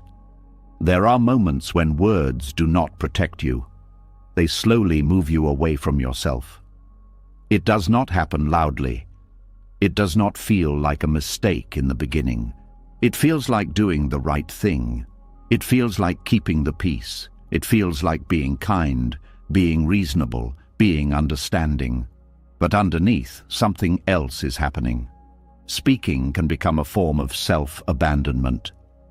This is not about all speaking. It is about the moments when words are used against your own truth. The moments when something inside you says no, but your mouth says yes. The moments when you soften what you feel just to avoid discomfort. The moments when you explain away your own boundaries so that others can remain comfortable. These moments are easy to miss because they look like cooperation. They look like maturity. They look like emotional intelligence. But when they are observed closely, there is a quiet cost. Each time you speak against what you feel, a small distance is created between you and yourself. It is not dramatic, it is subtle, but it accumulates. At first, it may feel like a simple adjustment, a small compromise to keep things smooth, a slight change in tone to avoid tension, a careful choice of words to prevent conflict. But over time, these small adjustments begin to shape how you relate to your own inner voice. You start listening to it less, trusting it less, following it less, and this is where self-abandonment begins to take root. It is not about losing yourself completely. It is about slowly moving away from your center. Each time you ignore what you feel in order to maintain harmony outside, you reinforce the idea that your inner truth is less important than external comfort. This creates a pattern where speaking becomes automatic but not aligned. Words come out, but they do not reflect what is actually inside. They reflect what is expected, what is safe, what will avoid reaction. And this disconnect creates tension, because even if everything appears calm on the surface, something inside knows that what was expressed was not fully true. This creates a kind of internal friction, a feeling that something is off, that something was left unsaid, or worse, that something was said that should not have been. This is the hidden weight of self-abandonment through speech. It does not always show up immediately, but it lingers. It appears later as discomfort, as overthinking, as a sense of being drained after interactions that seemed simple, because energy was used not just to communicate, but to override what was actually felt, and overriding inner truth takes effort. It requires adjustment. It requires control. It requires a constant monitoring of what is being said versus what is being felt, and this creates exhaustion. This is why some conversations feel heavier than others, not because of what was discussed, but because of how much was suppressed or altered in the process. When words are aligned with inner truth, there is ease. Even if the conversation is difficult, there is a sense of clarity. But when words are misaligned, even simple conversations can feel draining, because there is a split between expression and authenticity. This split is what silence can reveal, because when there is no speaking, there is no need to adjust, no need to perform, no need to shape words to fit expectations. There is only what is actually present, and in that presence it becomes easier to see where speaking has been used to move away from that truth. This awareness can be uncomfortable, because it shows how often speaking has been used not as a form of expression, but as a form of avoidance, avoiding conflict, avoiding discomfort, avoiding rejection, avoiding the possibility of being seen differently. And in avoiding these things, something important is sacrificed: the connection with your own inner state. This does not mean that every thought must be spoken. It does not mean that silence is always better. It means that speaking should not come at the cost of abandoning what is real inside. There is a difference between choosing not to speak and speaking against your own truth. One preserves alignment, the other breaks it, and this difference becomes clearer with awareness. There is a moment before speaking, a brief pause. In that pause, there is a choice: to speak from alignment or to speak from adjustment. When this pause is noticed, everything begins to change, because it creates space for honesty, not necessarily honesty that is spoken, but honesty that is acknowledged internally. And once something is acknowledged internally, it becomes harder to ignore. This leads to a different kind of speaking, one that is slower, more intentional, more grounded. Words are no longer used to manage reactions. They are used to express what is actually present. And when speaking from this place, there is less need to explain, less need to justify, less need to defend, because the words are not trying to achieve something. They are simply reflecting something. This removes pressure, because the outcome is no longer the focus. The focus is alignment. And when alignment is present, the interaction becomes lighter, regardless of how it is received. There is also something else that begins to shift. The fear of discomfort starts to weaken, because when speaking is no longer used to avoid discomfort, discomfort becomes something that can be experienced without needing to escape it. This creates resilience, a kind of inner stability that does not depend on everything being smooth, because smoothness is no longer being forced. It is allowed to arise naturally when it does. And when it does not, there is still a sense of steadiness. This steadiness is important, because it allows for boundaries to exist without needing to be explained excessively. It allows for honesty without aggression. It allows for silence without guilt, and it allows for speaking without self-abandonment. This creates a different way of being in relationships, one where connection is not maintained through constant adjustment, but through authenticity. And authenticity does not mean saying everything. It means not saying things that are untrue to yourself. This is a subtle but important distinction, because self-abandonment often hides in the things that are said, not in what is left unsaid. It hides in the agreements that are made without true agreement, in the reassurances that are given without full sincerity, in the explanations that are offered not from clarity but from pressure.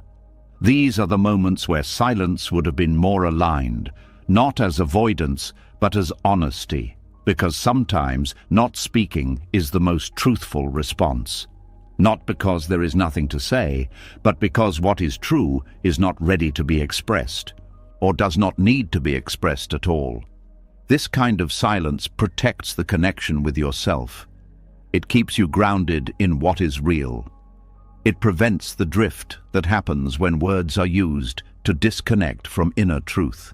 And over time, this creates a stronger sense of self, one that is not easily influenced by external pressure, one that does not need to adjust constantly to fit different situations, one that remains consistent. This consistency is felt, not just internally, but by others as well, because when someone is aligned, there is a clarity in their presence, a steadiness that does not shift with every interaction. And this steadiness creates trust, not because everything is said perfectly, but because there is no hidden tension, no underlying conflict between what is felt and what is expressed.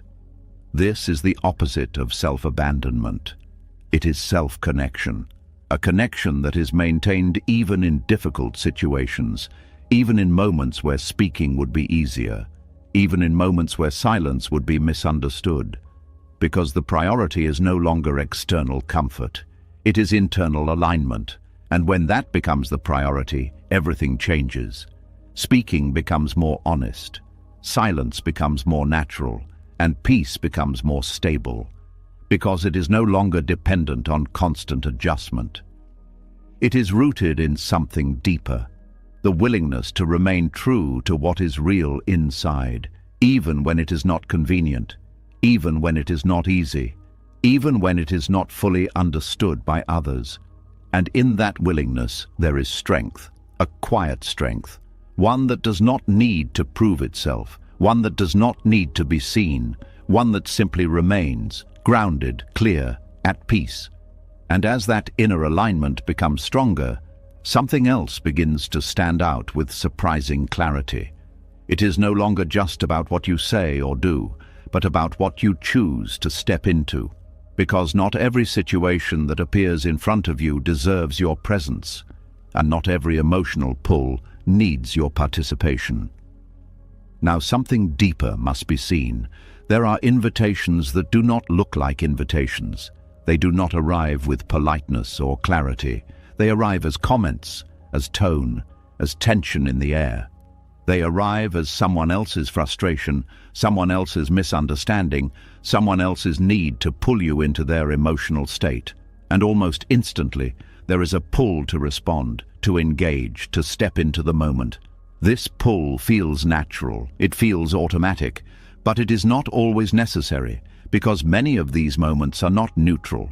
They are invitations to suffer, an invitation to argue, an invitation to defend, an invitation to carry emotions that were never yours, an invitation to enter a state of mind that disturbs your peace. And most of the time, these invitations are accepted without awareness, not because you want to suffer, but because the reaction feels immediate. It feels like the right thing to do. It feels like engagement is required. But Buddhist wisdom offers a different perspective. Not every invitation must be accepted, and more importantly, not every emotional situation requires your participation. This is where something powerful begins. The moment you recognize that you have a choice not just in what you say, but in whether you engage at all. This choice is often overlooked, because reaction feels like the only option.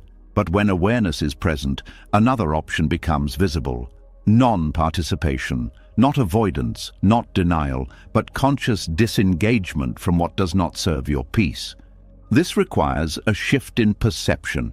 Instead of seeing every situation as something you must respond to, you begin to see them as possibilities that you can step into or step away from. And once this becomes clear, the experience of life changes, because you are no longer pulled into every emotional current. You are no longer carried by every wave. You begin to stand on steady ground, observing, choosing, deciding. There is a moment, often very brief, where this choice exists. Before the reaction, before the words, before the engagement. In that moment, something can be seen. Is this worth my energy? Is this necessary? Will this bring clarity, or will it create more disturbance? These questions do not need to be asked in words. They can be felt. And when they are felt, the answer often becomes clear. Many situations do not need to be entered. Many conversations do not need to be continued. Many emotional exchanges do not need to be joined. And when they are not, something important is preserved. Your energy. Because energy is limited, every moment of engagement uses it. Every reaction consumes it. And when energy is spent on unnecessary situations, there is less available for what truly matters. This creates a quiet exhaustion, one that builds over time. Because it is not just one situation. It is many small engagements, many small reactions, many small moments where attention is pulled away from stillness and into disturbance. But when non-participation becomes a practice, this begins to change. Energy is conserved, attention is no longer scattered, and the mind becomes more focused, more stable, more at ease. This does not mean becoming distant. It does not mean ignoring people. It means becoming selective. Understanding that not every situation deserves your involvement, that not every emotion needs to be shared, that not every conflict needs your presence. This selectivity is not rejection, it is clarity. Clarity about what aligns with your peace and what does not. And when this clarity is present, decisions become easier. There is less hesitation, less confusion, less internal conflict. Because the criteria is simple. Does this support peace or disturb it? And when something is seen clearly as a disturbance, the choice to step back becomes natural. This stepping back can take different forms. Sometimes it is silence. Sometimes it is changing the subject. Sometimes it is physically leaving. Sometimes it is simply not reacting internally. Each of these is a form of non-participation. Each of these is a way of not accepting the invitation. And over time, this becomes a skill, a quiet art.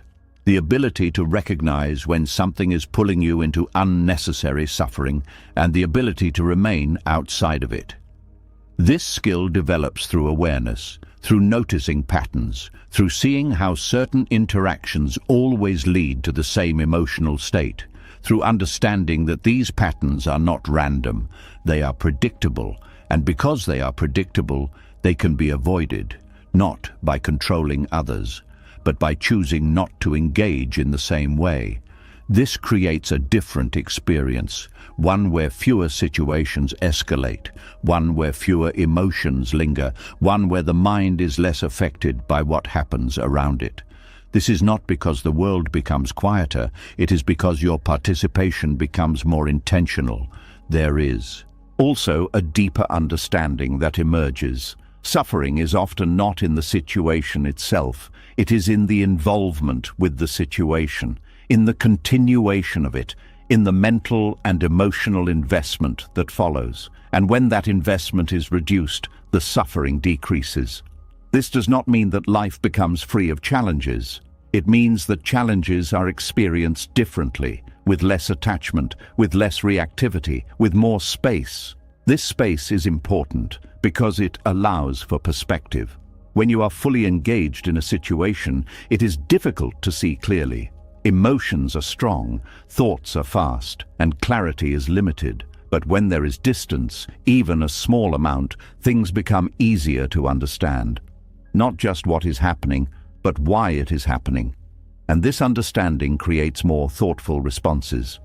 Or sometimes the realization that no response is needed at all. This is where wisdom begins to replace impulse, where choice replaces habit, where peace becomes more stable, because it is no longer constantly disrupted. There is also compassion in this practice, not just for yourself, but for others. Because when you do not engage in unnecessary conflict, you are not adding to it. You are not feeding it. You are not continuing it. And this can change the direction of an interaction, sometimes immediately, sometimes gradually. But the absence of participation removes fuel, and without fuel, many situations lose their intensity. This does not mean that others will always understand your silence. They may interpret it in different ways. They may expect engagement. They may push for a response. But their expectation does not require your participation. And once this is understood, it becomes easier to remain steady, to not be pulled back into the loop, to not feel obligated to respond to every invitation. This is where inner freedom becomes real, not as an idea, but as a lived experience. The freedom to choose where your energy goes, the freedom to step away from what does not serve you, the freedom to remain at peace even when others are not. This freedom is quiet. It does not need to be announced. It does not need to be explained. It is simply practiced, moment by moment, choice by choice, and over time it becomes natural. The mind begins to recognize situations more quickly, to see the pattern before it fully unfolds, to feel the pull before it becomes strong. And in that early awareness, the choice to not engage becomes easier. Less effort is required. Less resistance is needed, because the understanding is already there. This is the essence of not attending every invitation to suffer. It is not about avoiding life. It is about engaging with life wisely, choosing where to invest your energy, choosing what to carry, choosing what to let pass. And in making these choices, something important happens. Peace is no longer something that needs to be protected constantly. It becomes something that is naturally maintained, because fewer disturbances are allowed to take root. Fewer situations are allowed to grow. Fewer moments are extended beyond their need. And in that simplicity, there is ease. A kind of ease that does not come from controlling the world, but from understanding your place within it. And once this understanding settles, even in a small way, everything begins to feel different, lighter, clearer, more stable, because you are no longer saying yes to everything. You are no longer stepping into every moment that calls you. You are choosing, quietly, consistently, and through that choice, you are protecting what matters most, your peace. And as that quiet discipline deepens, another pattern begins to loosen its grip. It is no longer just about choosing where to place your energy or which situations deserve your attention. Something more personal begins to come into focus. The way you protect yourself, the way you react when something touches your identity, the way you rise to defend what you believe you are. Now something deeper must be understood. There is a version of you that has been built over time, a version that reacts quickly, explains quickly, protects quickly. It steps forward the moment something feels like a threat, a comment, a tone, a look, a misunderstanding, anything that challenges how you see yourself or how you want to be seen. This is the defensive self. It is not wrong. It is not your enemy. It was created to protect, to keep you safe from rejection, from embarrassment, from loss of control. It learned to respond before fully understanding. It learned to speak before silence could be considered. It learned that defense is strength. But this version of you carries weight because it is always alert, always ready, always watching for what might need to be corrected, explained, or protected. And this constant readiness creates tension, a tension that is not always obvious, but always present. This is where silence begins to change everything. Because silence does something that reaction cannot. It removes the need for immediate defense. When there is no response, the defensive self has no role to play. It does not disappear instantly, but it begins to lose its purpose. Because defense requires engagement. It requires words. It requires action. And when those are not given, something starts to shift. At first, there is discomfort. The defensive self does not like being inactive. It feels exposed. It feels like something important is being left unprotected. There may be thoughts that say something should be said, that silence is dangerous, that not responding means losing control. But if this moment is allowed to pass without reacting, something becomes clear. Nothing is actually lost. The identity that felt threatened remains intact. The truth that felt challenged remains unchanged. The self that felt the need to defend is still there, but without the urgency. And in that realization, the grip of the defensive self begins to loosen. Because it starts to see that not every situation requires protection. Not every comment is a threat. Not every misunderstanding is damage. This is a quiet but powerful shift, because the defensive self is built on the idea that something must always be maintained. An image, a role, a version of yourself. But when silence is practiced, it becomes clear that these things do not need constant protection. They exist without effort, and in many cases, they are not as fragile as they seemed. This reduces the need to defend, not through force, but through understanding. Understanding that the self does not need to react to remain whole. That identity does not need to be reinforced in every moment. That presence does not need to be proven through words. As this understanding deepens, the defensive patterns begin to fade. There is less urgency to respond, less need to explain, less pressure to correct.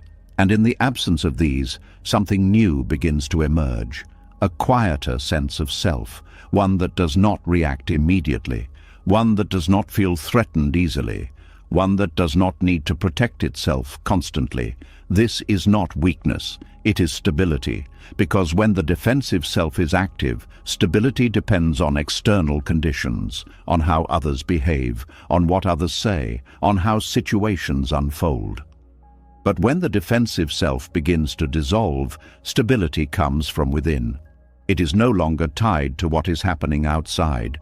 It remains steady regardless of circumstances. This creates a different experience of life, one where situations do not feel as intense, where interactions do not feel as personal, where words from others do not carry the same weight. Because there is less identification with what is being protected, there is also a deeper layer to this. The defensive self is closely tied to ego, not in a negative sense, but in a functional sense. The ego creates a sense of identity. It organizes experience, it helps navigate the world. But it also creates attachment. Attachment to being right, attachment to being seen a certain way, attachment to maintaining control. And these attachments fuel defense. When they are challenged, the ego responds. It moves quickly to restore balance, to correct, to protect, to re-establish what feels threatened. But when silence is introduced, this process is interrupted. The ego does not receive the usual response. It does not get to act in the way it is used to. And this creates a pause where something can be observed, the attachment itself, the need to defend, the fear behind it. And in that observation, something begins to dissolve. Because attachment cannot remain strong when it is seen clearly. It loses its automatic power. It becomes something that can be understood instead of something that must be acted on. This is where the defensive self begins to fade. Not because it is forced away, but because its foundation is no longer reinforced. Without constant reaction, the patterns weaken. Without constant defense, the need decreases. And over time, what once felt necessary begins to feel optional.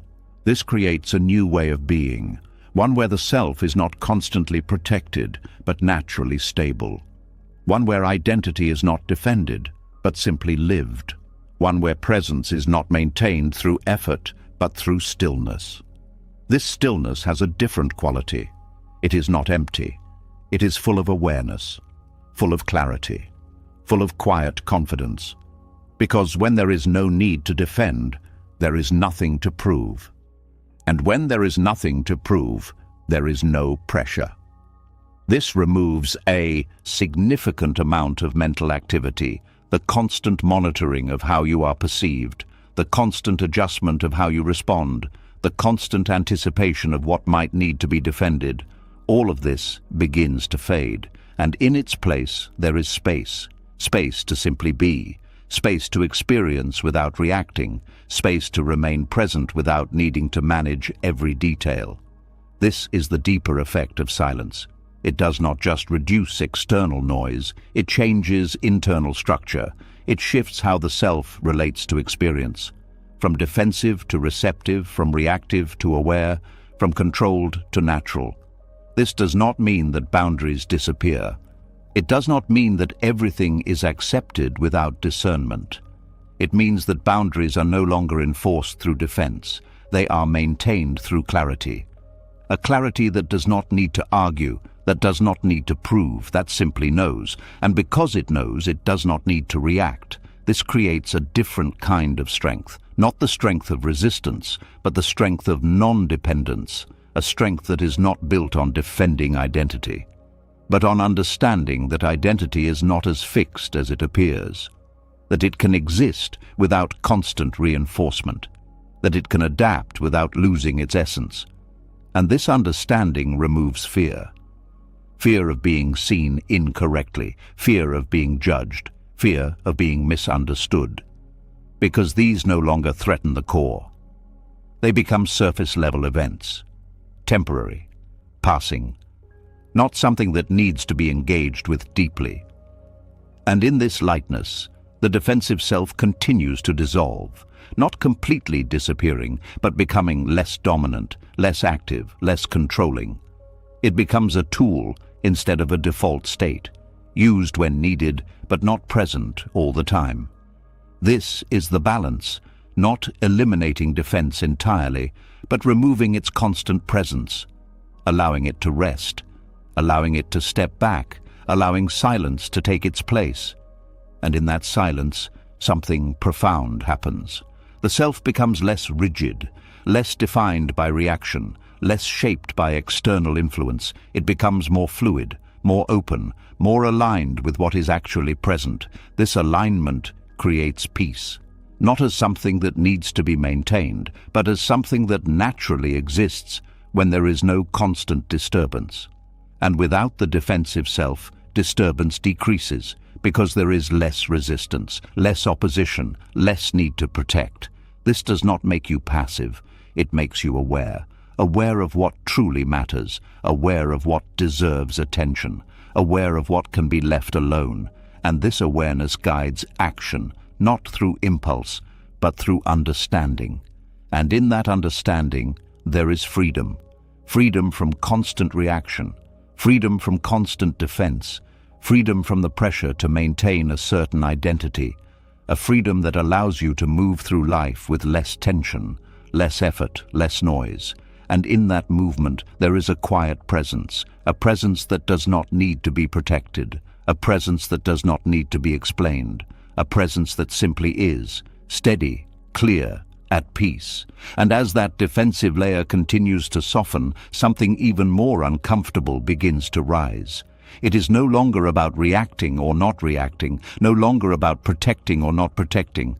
It becomes something deeper, something that touches how you are seen by others, and more importantly, how you feel about being seen. Now something difficult must be faced. There is a quiet fear that lives beneath silence, a fear that if you do not respond, if you do not defend, if you do not assert yourself, you will appear weak, that others will think less of you, that your silence will be mistaken for inability, for lack of confidence, for surrender. This fear is strong because from an early point, strength has been associated with action, with speaking up, with standing your ground, with proving yourself. And anything that looks like withdrawal, anything that looks like softness, anything that looks like stillness is often interpreted as weakness. So when silence is chosen, there is tension, not just from others, but from within. A voice that says something should be done, that silence is not enough, that strength must be shown. But this is where a deeper understanding begins. Peace does not come from proving strength, it comes from no longer needing to prove it. And this requires courage, not the loud kind, not the kind that dominates or overpowers, but a quiet courage. The courage to be misunderstood, the courage to not respond, the courage to remain still when everything inside is asking to react. And most of all, the courage to appear weak in a world that values constant assertion. This is not easy, because appearance matters in social interaction. How you are seen affects how you are treated, and there is a natural desire to maintain a certain image, to be respected, to be taken seriously, to not be overlooked. But chasing that image creates pressure, because it requires constant effort, constant adjustment, constant awareness of how you are being perceived. And this effort takes energy. It creates tension. It keeps the mind active, always watching, always managing, always trying to maintain control. But when peace becomes the priority, something shifts. The need to maintain image begins to lose its importance, not completely, but enough to create space. Space to choose stillness over reaction, even when it may be misinterpreted. This is where courage becomes necessary, because choosing silence in those moments can feel like stepping into uncertainty. There is no immediate feedback, no confirmation, no reassurance, just stillness, and the possibility that others may not understand it. But this is also where strength begins to reveal itself in a different form. Because true strength is not always visible. It does not always announce itself. It does not always seek recognition. It exists quietly, steadily, without needing to be seen. This kind of strength does not depend on how others perceive it. It is not affected by misunderstanding. It is not weakened by silence. It remains. And because it remains, it creates stability. A stability that is not shaken by external judgment. A stability that does not require constant reinforcement. This is the kind of strength that peace is built on.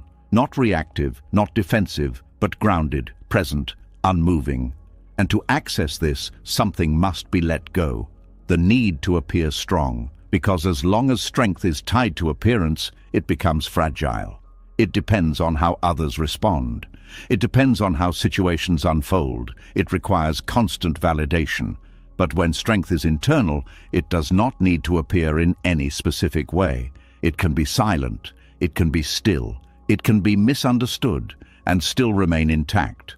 This is where the idea of weakness begins to change. What looks like weakness from the outside is not always weakness on the inside. Silence can look like surrender, but internally it can be clarity. Non-reaction can look like passivity, but internally it can be control. Stillness can look like absence, but internally it can be presence. And this difference is important, because once it is understood, the fear of appearing weak begins to fade. Not completely, but enough to reduce its influence, enough to allow different choices to be made. Choices that are not based on appearance, but on alignment. This alignment becomes the guiding factor. Instead of asking how something will look, the focus shifts to how it feels internally. Does this action create peace?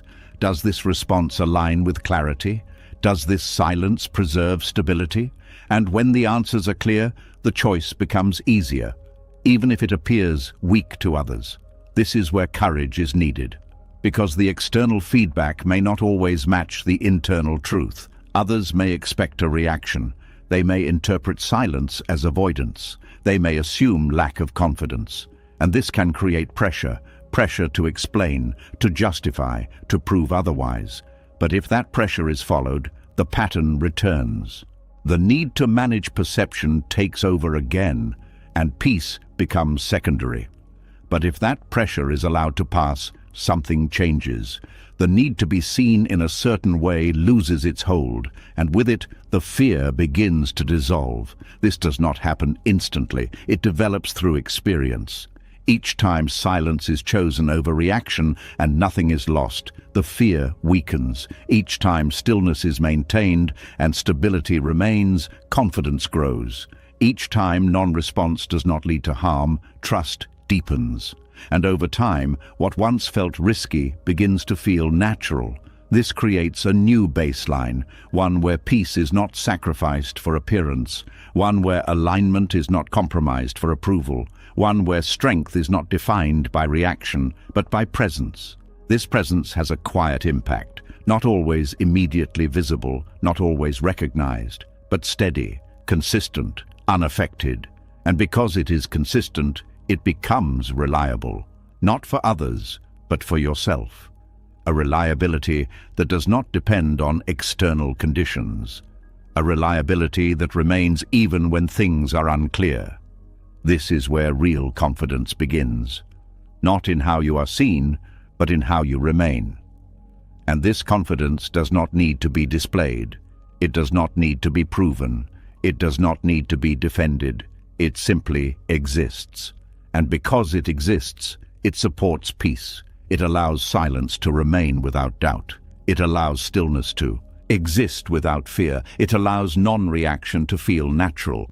This is the deeper meaning of courage in this context. Not courage to act, but courage to not act. Not courage to speak, but courage to remain silent. Not courage to assert, but courage to let go. And this courage is not loud. It does not seek attention. It does not draw focus. It is quiet, subtle, but deeply powerful, because it allows you to remain aligned even when the world around you is not. It allows you to maintain peace even when others are reacting. It allows you to move through situations without being pulled into them. And in doing so, it creates a different experience of life, one where less energy is spent on maintaining image, one where less effort is used to control perception, one where more space is available for awareness, for presence, for clarity. This space is where peace lives, not in constant action, not in constant defense, but in stillness, in simplicity, in the absence of unnecessary movement. And to remain in that space, there must be a willingness to be seen in ways that do not always reflect your inner truth. This is the cost, but it is also the freedom. Because when you no longer need to correct every perception, you are no longer bound by it. You are free to be as you are, without adjustment, without explanation, without performance. And in that freedom, there is a quiet strength. A strength that does not need recognition, a strength that does not depend on validation, a strength that remains regardless of how it appears. And once this is felt, even briefly, something changes. The fear of appearing weak begins to lose its power, the need to prove begins to fade, and what remains is something much simpler. Peace, not fragile, not dependent, but steady, protected, alive within silence. And as that quiet courage begins to feel more natural, something else starts to become visible, something that was always there, but rarely noticed. It is not loud, not dramatic, but it sits beneath many interactions, slowly draining energy over time. Now, something more personal must be seen. There is a kind of tiredness that does not come from work or from physical effort or from lack of sleep. It comes from constantly trying to be understood, from explaining what you meant, clarifying how you feel, correcting how you were perceived, over and over again. This tiredness builds quietly. It hides behind normal conversations. It blends into daily interactions. It feels like part of life. But when it is observed closely, it reveals something deeper. It is the exhaustion of always having to clarify your heart. This exhaustion does not come from speaking itself. It comes from the need behind the speaking, the need to make sure your intentions are seen correctly, the need to prevent misunderstanding, the need to align how you feel with how others perceive you. And this need creates effort, not just in the moment, but before and after. Before speaking, there is preparation, choosing words carefully, thinking about tone, considering how something might be received. During speaking, there is monitoring, watching reactions, adjusting explanations, adding more detail when something does not seem clear. After speaking, there is reflection, replaying the conversation, wondering if it was understood, thinking about what could have been said differently. This cycle repeats, and each repetition uses energy. It may not be obvious at first, but over time it accumulates. It creates a constant background activity in the mind, a sense that something is always being managed, always being adjusted, always being clarified. This is where the exhaustion comes from, not from the words themselves, but from the ongoing effort to maintain clarity in the eyes of others. There is also something else that makes this exhausting. It does not always work. No matter how clearly something is explained, it can still be misunderstood. No matter how carefully words are chosen, they can still be interpreted differently. And when this happens, the natural response is to try again, to explain more, to clarify further, to make sure it is understood this time. But this creates a loop where effort continues, but resolution does not always come. And this loop can feel endless, because there is always another angle, another way to explain, another attempt to align perception. But the truth is, complete alignment is not always possible, because understanding is not controlled by expression alone. It is shaped by the listener, their perspective, their experiences, their current state. And these factors are not in your control. This is where the exhaustion deepens, because energy is being spent on something that cannot be fully managed. There is an attempt to control how something is received, but reception is not something that can be controlled. And this creates tension, a tension between effort and outcome, between intention and interpretation, between what is meant and what is heard. This tension is subtle but constant, and over time it becomes draining.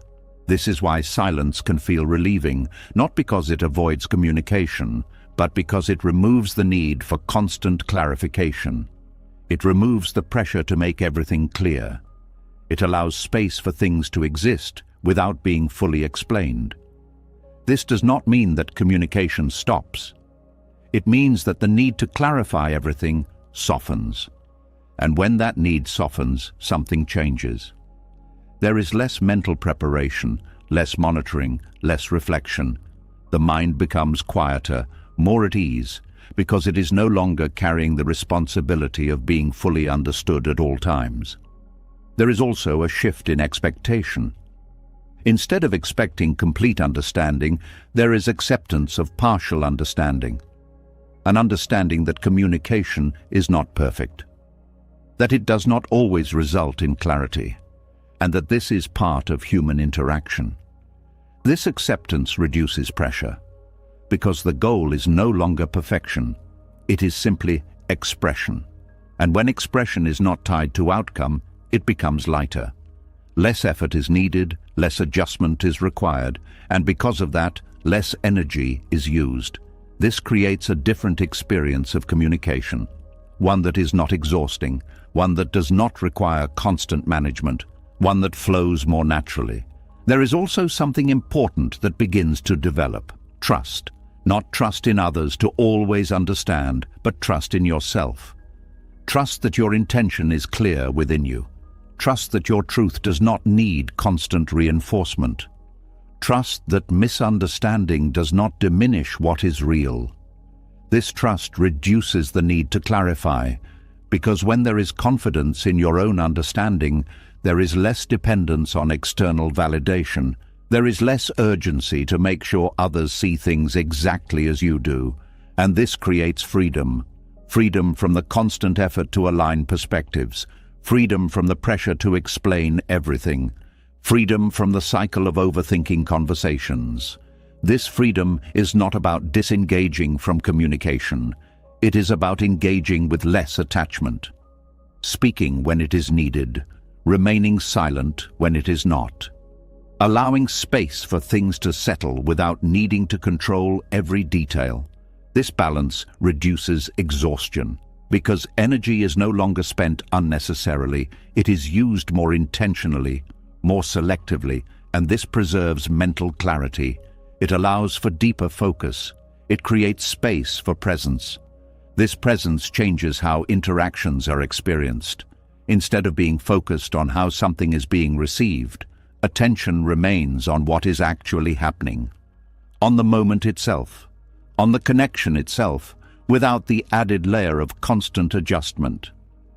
This makes interactions feel more genuine, more grounded, less forced, because there is no need to perform, no need to manage perception, No need to maintain constant clarity, just natural exchange. And when something is misunderstood, it is not immediately seen as a problem. It is simply part of the process, something that can be addressed if needed or left as it is. This reduces emotional strain, because misunderstanding is no longer seen as a threat. It becomes neutral. And when it is neutral, it does not create the same need for correction. This further reduces the cycle of clarification, which further reduces exhaustion. There is also a deeper realization that begins to form. Not everything needs to be explained to be valid. Not everything needs to be understood to be real. Your feelings, your intentions, your perspective exist regardless of whether they are fully seen by others. And when this is understood, something shifts. The need to externalize everything decreases. The need to translate every internal experience into words softens. And with that, the mind becomes quieter, less active, less occupied with managing communication. This quietness is not emptiness. It is space. Space where thoughts can settle, where clarity can deepen, where presence can expand. And in that space, there is rest. A kind of rest that is not dependent on silence outside, but on reduced activity inside. This is what removes the hidden exhaustion, not by eliminating communication, but by removing unnecessary effort within it. By letting go of the need to clarify everything, by allowing some things to remain as they are, unexplained, unresolved, but still complete. This does not weaken connection, it strengthens it, because connection is not built on perfect understanding. It is built on presence, on authenticity, on the willingness to be real without constant adjustment. And when that willingness is present, communication becomes more natural, less forced, less tiring, more aligned. This alignment creates ease, an ease that is felt not just in conversations, but in the mind itself, because there is less to manage, less to carry, less to hold on to. And in that lightness, peace becomes more stable, not because everything is understood, but because the need for everything to be understood has faded. And once that need fades, the cycle of exhaustion begins to end. What remains is something simpler, a quieter way of being, where words are used when needed, where silence is allowed when not, and where the heart no longer feels the need to explain itself constantly, just to exist as it is, at peace. And as that quiet ease begins to replace the need to constantly explain, something else starts to become visible. It is not just the exhaustion that fades, but the speed at which everything inside you used to move. Thoughts, feelings, reactions, all rising and turning into words before you even noticed they had formed. Now something deeper must be practiced. There is a moment, very small, almost invisible, between feeling something and expressing it. Most of the time, that moment is skipped. Emotion rises, and almost instantly it becomes words. A reaction is triggered, and it is expressed without pause. This happens so quickly that it feels natural, automatic, even necessary. But that speed carries a cost. Because when emotion turns into speech without space, there is no clarity, there is no understanding, there is only impulse moving outward. And impulse does not always reflect truth, it reflects the state of the moment. This is where silence becomes something more than stillness. It becomes a fast. Not a fast from food, but a fast from emotional impulse, a conscious pause where feeling is allowed to exist without being immediately expressed, a space where the energy of emotion is felt fully, but not acted on instantly. This creates a separation between what arises and what is done. At first, this feels uncomfortable, because the mind is used to release, used to expressing quickly, used to turning feeling into action without delay. So when silence interrupts that pattern, there is tension. The emotion does not disappear. It stays, it moves, it demands attention, and without expression, it can feel stronger. But this is where something important begins to happen. When emotion is not released immediately, it begins to change. not because it is being controlled, but because it is being observed. Observation alters the experience. It slows it down. It creates space around it, and in that space, the intensity begins to shift. What felt overwhelming begins to soften. What felt urgent begins to slow. What felt like something that needed to be acted on begins to feel like something that can be understood. This is the effect of fasting from impulse. It breaks the automatic link between feeling and reaction. It allows the mind to catch up with what is happening, and once the mind is present, the experience becomes clearer. There is an ability to see the emotion without being inside it, to feel it without being driven by it, to understand it without needing to express it immediately. This changes everything, because when emotion is not immediately turned into words, those words become more intentional, more aligned, more accurate. They are no longer just a reflection of the moment. They are shaped by awareness, and because of that, they carry less disturbance. This reduces conflict, not by avoiding situations, but by changing how they are approached. Because many conflicts do not arise from what is said, but from how quickly it is said, from reacting instead of responding, from expressing before understanding. When silence is introduced, this pattern is interrupted. There is time to feel, time to process, time to see what is actually happening, and often what is seen is different from what was initially felt. The first emotion is not always the deepest one. Anger may sit on top of hurt, frustration may sit on top of fear, irritation may sit on top of exhaustion. When expression happens immediately, only the surface is communicated. But when silence is present, there is a chance to see beneath, to understand what is actually there. And this understanding creates a different kind of response, one that is not driven by impulse, but guided by clarity. This is the power of emotional fasting. It reveals what is hidden beneath immediate reaction. It allows for deeper awareness, and it reduces the noise that comes from constant expression. There is also a physical aspect to this. Emotion is not just mental, it is felt in the body. Tension, tightness, movement, changes in breathing. When emotion is expressed immediately, the body does not have time to process it fully. It is released outward, often leaving residual tension behind. But when silence is practiced, the body becomes part of the experience. The emotion is felt physically, allowed to move, allowed to rise and fall, and in doing so, it completes its cycle. This creates release, not through expression, but through awareness. And this release is deeper, because it does not depend on external action.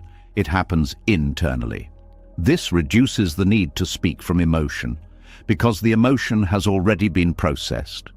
There is nothing left to release through words. This changes the quality of communication.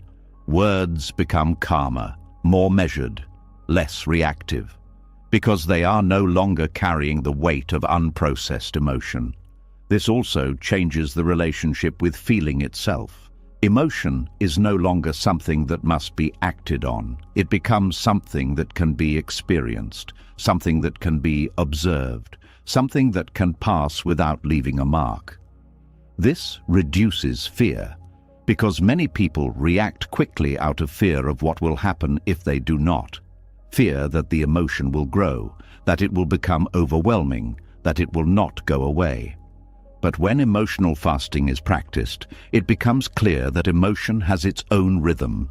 It rises, it peaks, it falls, and if it is not fed by reaction, it completes this cycle naturally. This creates trust in the process of feeling, trust that not everything needs to be expressed, trust that silence does not trap emotion, it allows it to move more freely. This trust reduces urgency, and when urgency decreases, clarity increases.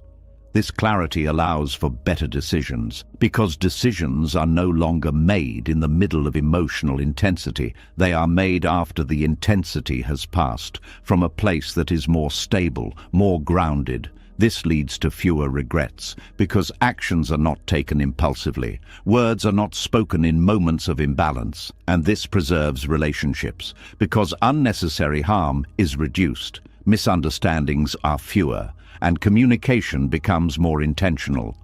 There is also a deeper spiritual aspect to this practice. Emotional impulse is often tied to identification, to seeing the emotion as who you are. When anger arises, it feels like you are angry. When sadness arises, it feels like you are sad. But when silence creates space, something becomes visible. The emotion is present, but it is not the whole of you.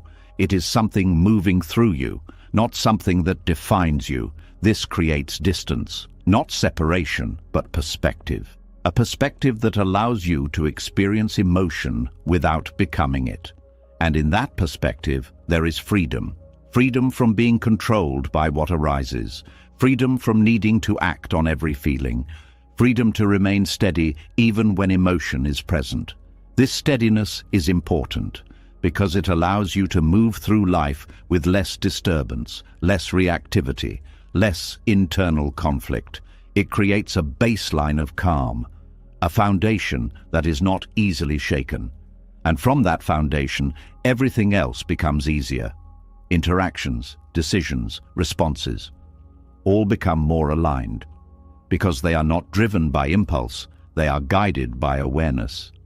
This is the essence of silence as a fast, not a denial of emotion, not a suppression of feeling, but a pause in reaction. A space where emotion can exist without immediately becoming action. And in that space, transformation happens. The mind becomes clearer. The body becomes more relaxed. The heart becomes lighter, because there is less accumulation, less residue, less unfinished emotional energy. This creates a different experience of life, one where emotions are not feared, not avoided, but understood. And because they are understood, they do not control behavior. They become part of the experience, not the driver of it. This changes how silence is seen. It is no longer just the absence of words. It becomes a practice, a discipline, a way of relating to what arises. And through this practice, something deeper develops. Patience, a patience that is not forced, but natural. A patience that allows things to unfold without rushing. A patience that trusts the process. And in that patience, there is peace. A peace that is not dependent on everything being calm, but on your ability to remain calm within what is happening. And once this is experienced, even briefly, it becomes clear. Not every feeling needs to be expressed. Not every impulse needs to be followed. Not every emotion needs to become words. Because when silence is present, emotion can be felt fully without creating disturbance. And in that, there is a quiet strength. A strength that does not react. A strength that does not rush. A strength that simply remains. Aware, present, at peace. And as that discipline of pausing begins to settle into your life, something else quietly asks for attention. Not all silence feels the same. Some silence feels heavy, tight, almost suffocating. Other silence feels open, light, and deeply peaceful. From the outside, both look identical. Inside, they are completely different. Now something essential must be understood. There is a silence that comes from holding yourself back, and there is a silence that comes from being free. One is built on fear, the other is rooted in clarity. One creates tension, the other dissolves it, and without seeing the difference, silence can easily become another form of inner conflict. Suppressed silence happens when something inside you wants to be expressed, but it is pushed down, not out of awareness, but out of fear. Fear of conflict, fear of rejection, fear of being judged, fear of losing connection. So instead of speaking, you stay quiet, but that quietness is not peaceful. It is filled with unspoken words, unfinished thoughts, and emotions that have not been allowed to move.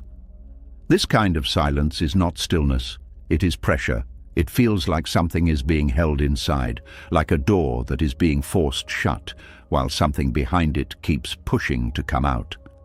There is tension in the body, tightness in the chest, a sense of unease that lingers even after the moment has passed.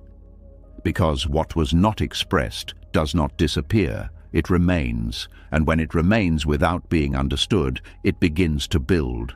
It shows up later as frustration, as overthinking, as sudden reactions in unrelated situations, as a feeling of being misunderstood, even when nothing has been said. Because the silence was not chosen from clarity, it was chosen from avoidance. This is why suppressed silence can feel draining, because it requires constant effort to maintain. The mind keeps returning to what was not said, replaying the moment, imagining different outcomes, holding on to the energy that was never released. And this creates internal noise, even when the outside is quiet. This kind of silence does not protect peace, it hides disturbance, and hidden disturbance does not dissolve, it waits. It waits for another moment, another trigger, another opportunity to surface. And when it does, it often comes out stronger, because it has been building without being seen. This is where confusion can arise, because silence is often recommended as a way to remain calm, to avoid unnecessary conflict, to protect energy. But when silence is practiced without awareness, it can become suppression. It can become another way of avoiding what is actually happening inside. And avoidance does not create peace. It delays discomfort. Liberated silence is different. It does not come from fear. It comes from understanding. It is not about holding something back. It is about not needing to express it. This distinction is subtle but important. In suppressed silence, there is something that feels like it must be said, but is not. In liberated silence, there is nothing that needs to be said in that moment. Not because it is being avoided, but because it is already understood internally.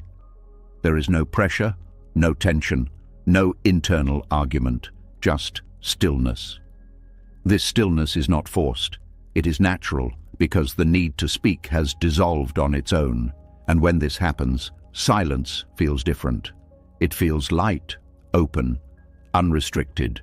There is no sense of holding back. There is no sense of missing something. There is simply the absence of unnecessary expression. This is why liberated silence brings peace, because it is aligned with what is actually present. It does not go against the internal state. It reflects it.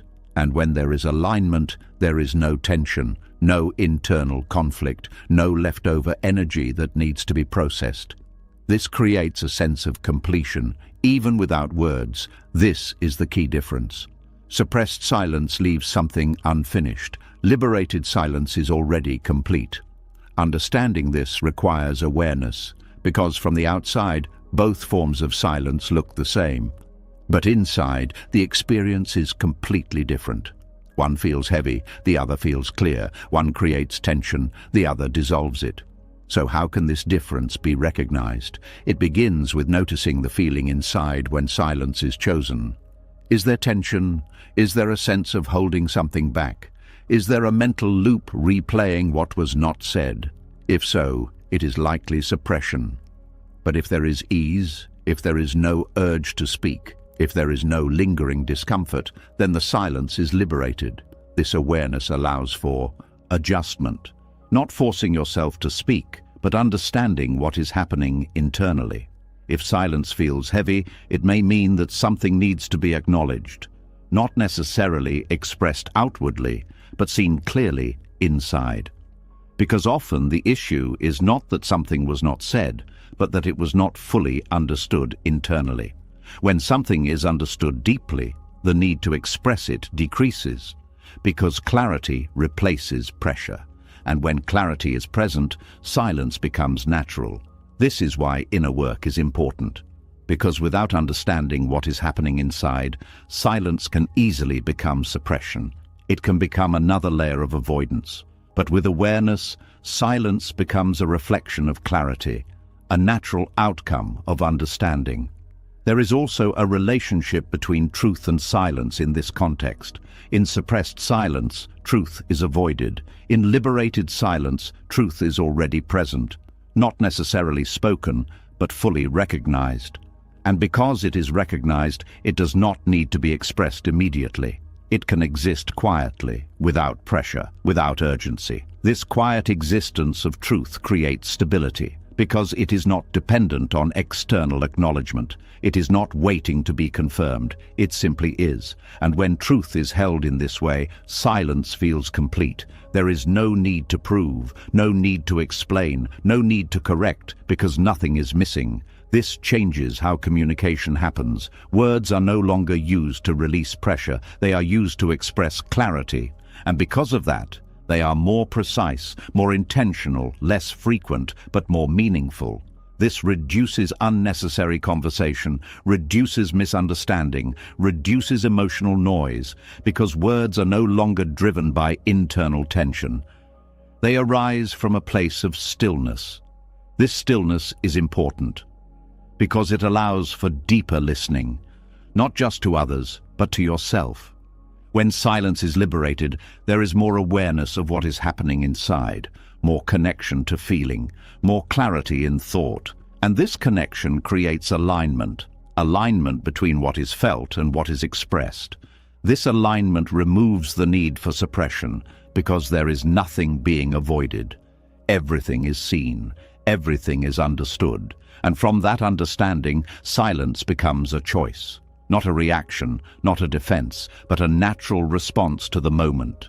This creates freedom. Freedom from the need to speak. Freedom from the need to hold back. Freedom from the internal conflict between expression and silence. Because both are now aligned with awareness. This freedom is subtle, but powerful.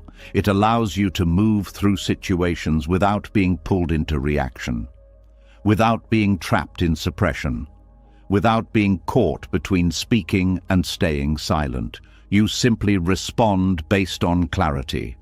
Sometimes that response is silence, sometimes it is speech, but both come from the same place, understanding. And because of that, they do not disturb peace. This is the deeper purpose of distinguishing between suppressed and liberated silence. Not to judge one or the other, but to understand their effects, to see how each one feels, to recognize what creates tension and what dissolves it, and through that recognition, to move toward what is more aligned, more natural, more peaceful. This is not something that needs to be perfected. It develops gradually, through observation, through experience, through noticing the difference again and again. And over time, the pattern becomes clear. Suppression feels heavy, liberation feels light. And with that clarity, the choice becomes easier. Silence is no longer something to force. It becomes something to trust, a reflection of inner understanding. A space where nothing needs to be added, nothing needs to be removed. Everything is already as it is, and in that there is a quiet, steady, unshakable peace. And as that clarity between suppression and freedom becomes steady, another illusion begins to fall apart. It is subtle, almost invisible, yet it shapes so many interactions without being noticed. It lives inside the effort to explain, inside the need to clarify, inside the urge to be understood. Now something deeper must be seen. There is a quiet belief that sits beneath many words. A belief that if you explain well enough, speak clearly enough, choose the right tone, the right timing, the right words, you can shape how another person thinks. That you can guide their perception, influence their understanding, and bring their mind into alignment with yours. This belief feels natural because communication seems like control. If you say it right, they will get it. If you explain it better, they will understand. If you try one more time, they will finally see. But this belief carries a hidden weight because it assumes that another person's mind is something you can manage. And when this assumption is held, effort increases. You try harder, you adjust more, you explain again, you clarify deeper. And when it does not work, there is frustration, confusion, a feeling that something is missing. But what is actually missing is not better words. It is the understanding that you cannot control another mind. This is where silence begins to dissolve the illusion. Because when you stop trying to explain, when you stop trying to guide how others think, something becomes visible. Their mind continues as it is. Their thoughts remain shaped by their own perspective. Their understanding follows their own path. And in seeing this, something shifts. The effort to control begins to loosen, not because you decide to give up, but because you begin to see that control was never truly there. Every person experiences the world through their own lens, their history, their beliefs, their emotions, their current state. All of these shape how they interpret what is said. So even if your words are clear, their understanding may not match your intention. And this is not a failure of communication, it is the nature of perception. When this is understood, the need to control begins to fade. Because it becomes clear that understanding is not something you can force. It is something that arises when conditions are right. And those conditions are not always in your hands. This reduces pressure. Because the responsibility shifts. You are no longer responsible for how something is received. You are only responsible for what is expressed. And even that expression becomes lighter, because it is no longer tied to a specific outcome. It is not aimed at controlling, it is simply sharing. And when sharing replaces controlling, silence becomes easier. Because there is no longer a need to fill every gap, no longer a need to guide every thought, no longer a need to adjust every perception. There is space.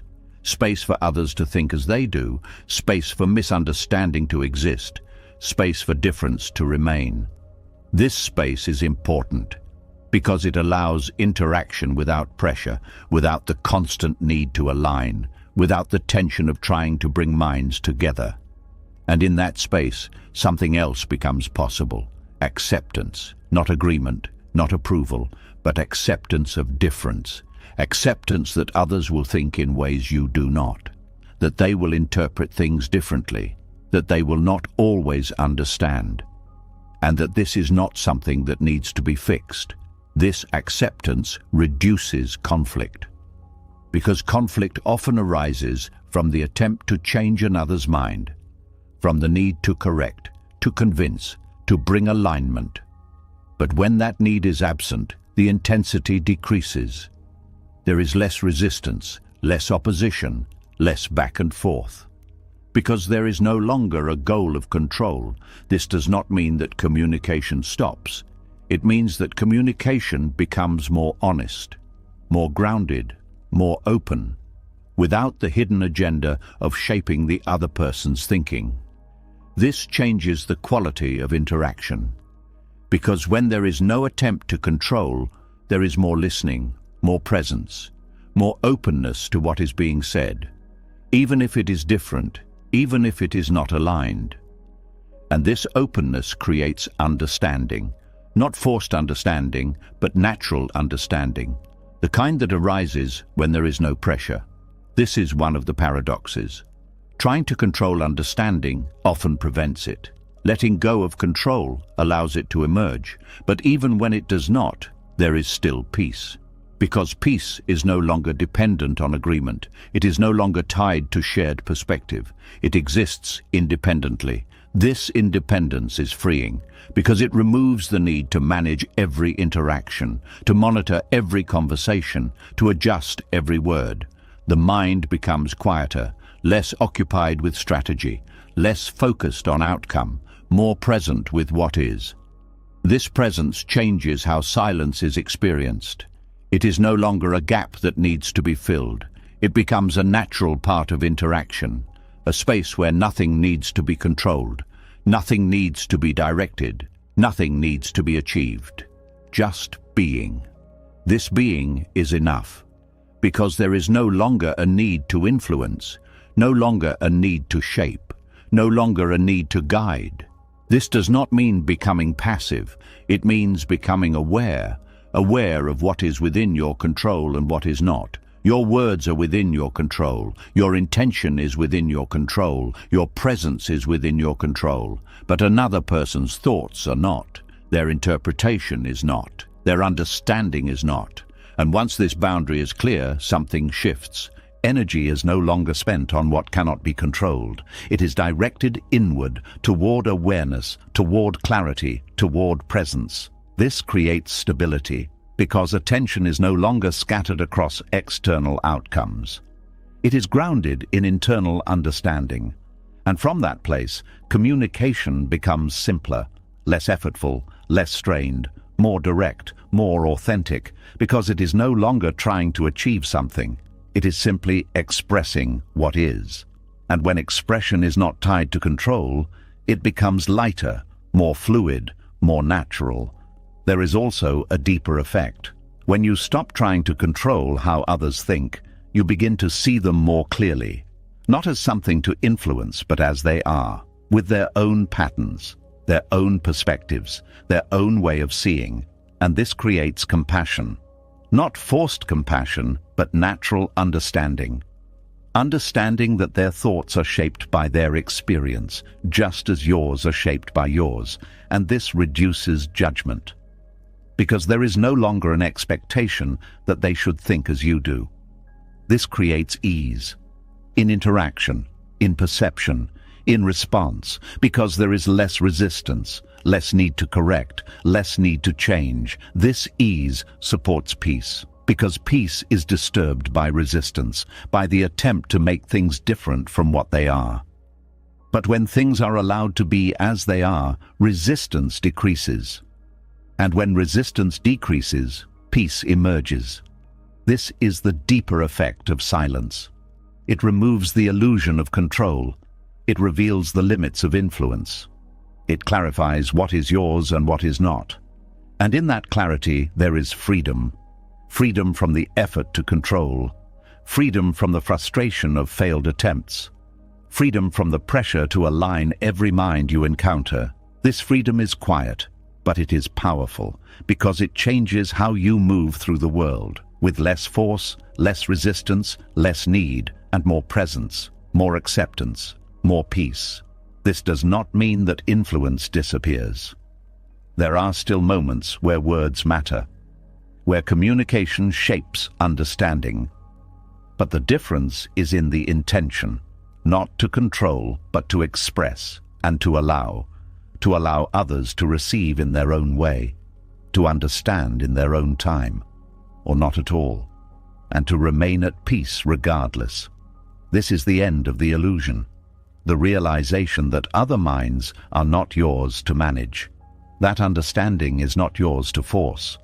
That perception is not yours to control. And in that realization, something softens, the need to push, the need to adjust, the need to try again and again. It all begins to fade, and what remains is something much simpler. Presence without pressure, expression without attachment, silence without discomfort. And in that simplicity, there is peace, a peace that does not depend on agreement, a peace that is not affected by misunderstanding, a peace that remains steady, because it is no longer tied to what cannot be controlled. It is rooted in what is always yours, awareness, clarity, stillness. And from that place, everything becomes lighter, less complicated, more real, more free. And in that freedom, silence becomes complete, not as absence, but as understanding, not as withdrawal, but as release. And in that release, there is a quiet, unshakable calm.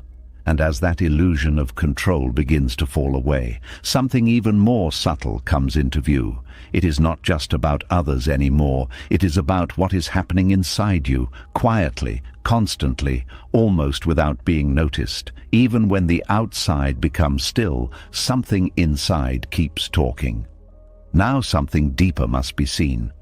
There is a voice that follows you everywhere. It comments on what is happening, explains what you feel, judges what you do, predicts what will happen next. It turns every moment into a story, a continuous narration that gives shape to your experience. This narration feels normal. It feels like thinking. It feels like awareness. But most of the time, it is not awareness. It is interpretation. And this interpretation creates distance. Distance between what is happening and how it is experienced. Because instead of simply living a moment, the mind begins to describe it, label it, evaluate it. It creates a version of reality that sits on top of the actual experience. And over time, this version becomes more dominant than the experience itself.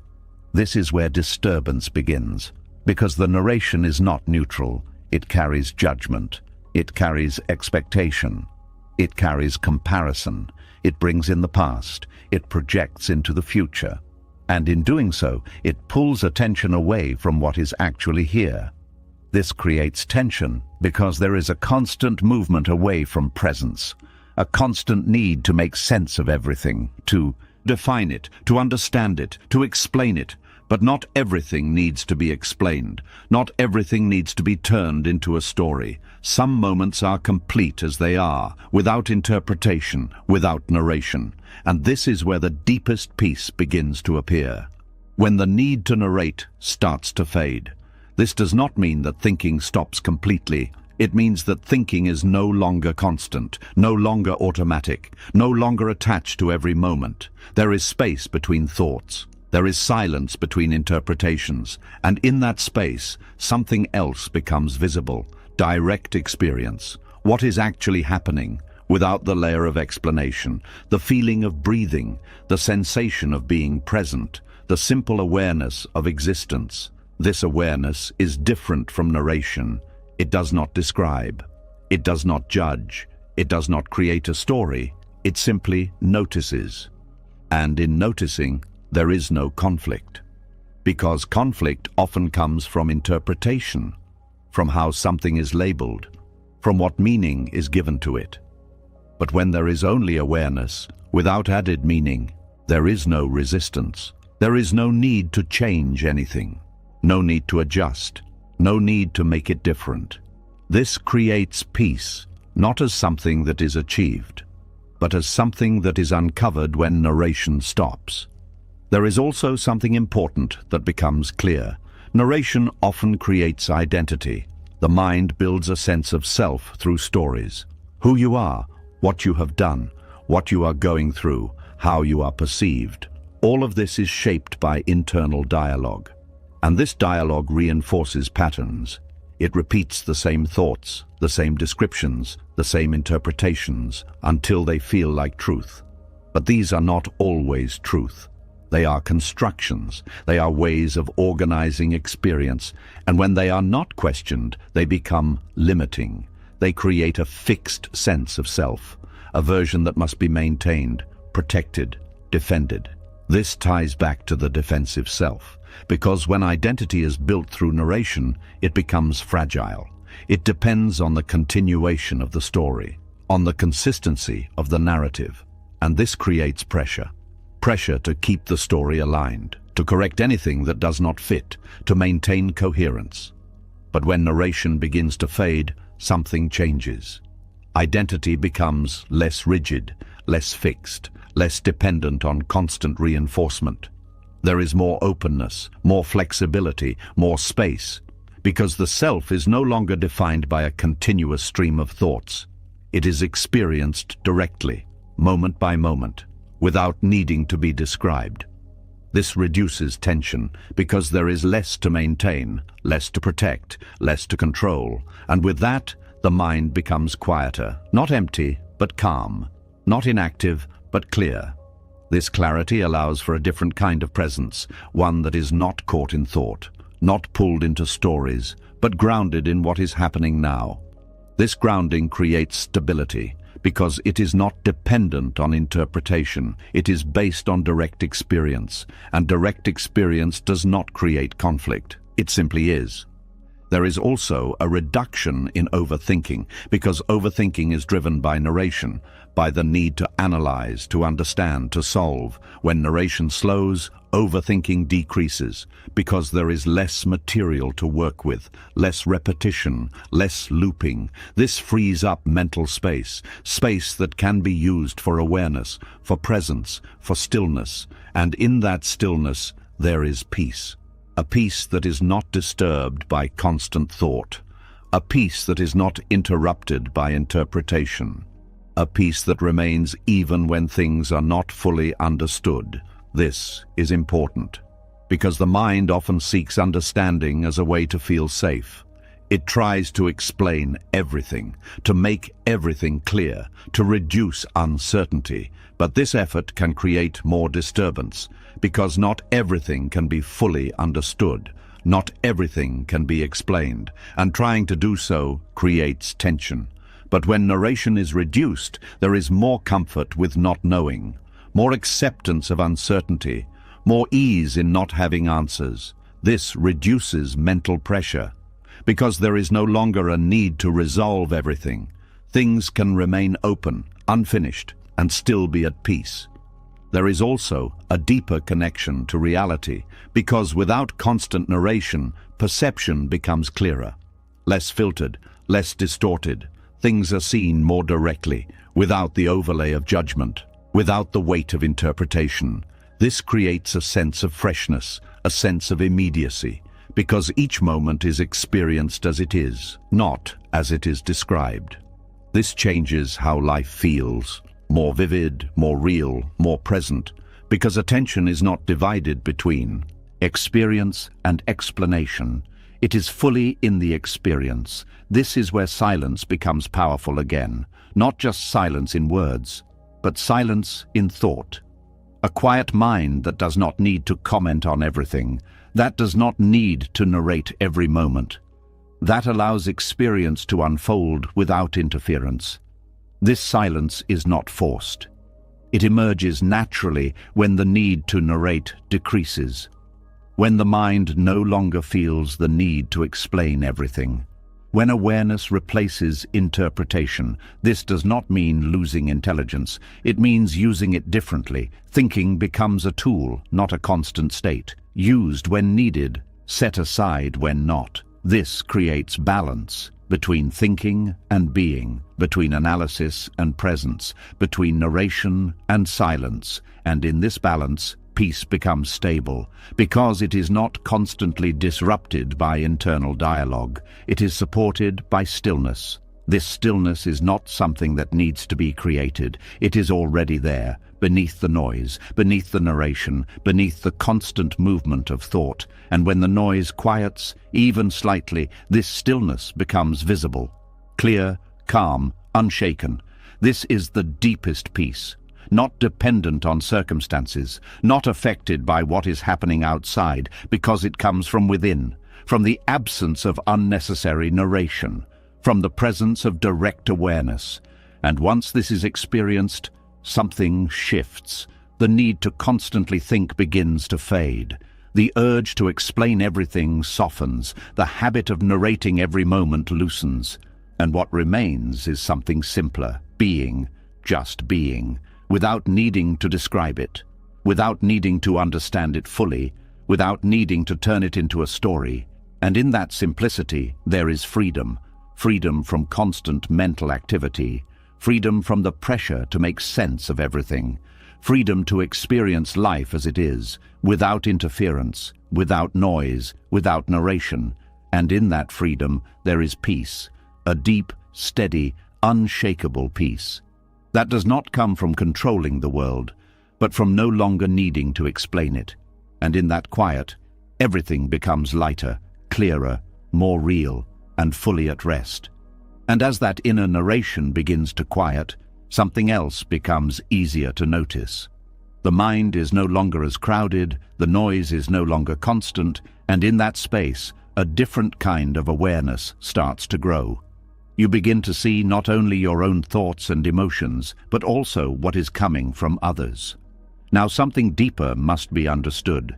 Not every feeling inside you belongs to you. There are emotions that arise naturally from your own experience, and there are emotions that are picked up from the environment around you, from the tone of a conversation, from the energy of a room, from the words and moods of others. These borrowed emotions often feel real, immediate, and personal, but their source is not always within. This is where confusion begins, because when these emotions are not recognized as borrowed, They are treated as your own. They are analyzed, reacted to, expressed, and carried. And in doing so, they become part of your inner state, even though they were never yours to begin with. This creates disturbance, because you are carrying more than you need to, more tension, more stress, more emotional weight. And this accumulation can happen without awareness. A conversation leaves you feeling uneasy. A person's frustration lingers in your mind. A situation that was not directly yours begins to affect your mood. And without noticing, your inner space becomes filled with emotions that were never truly yours. This is where silence becomes protection. Not just protection from external noise, but protection from internal absorption. Because when you are silent, when you are not immediately reacting, not immediately engaging, there is space to observe what is happening, to notice what you are feeling, to see where it is coming from. And in that observation, something becomes clear. Not everything needs to be taken in. Not every emotion needs to be carried. Not every feeling needs to become part of your internal state. This awareness creates a boundary, not a rigid wall, but a subtle distinction between what is yours and what is not. This distinction is important, because without it, everything blends together.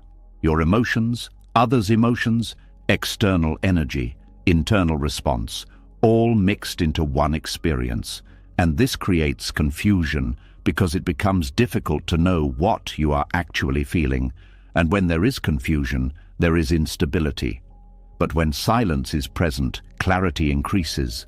There is time to notice, to pause, to feel without immediately identifying.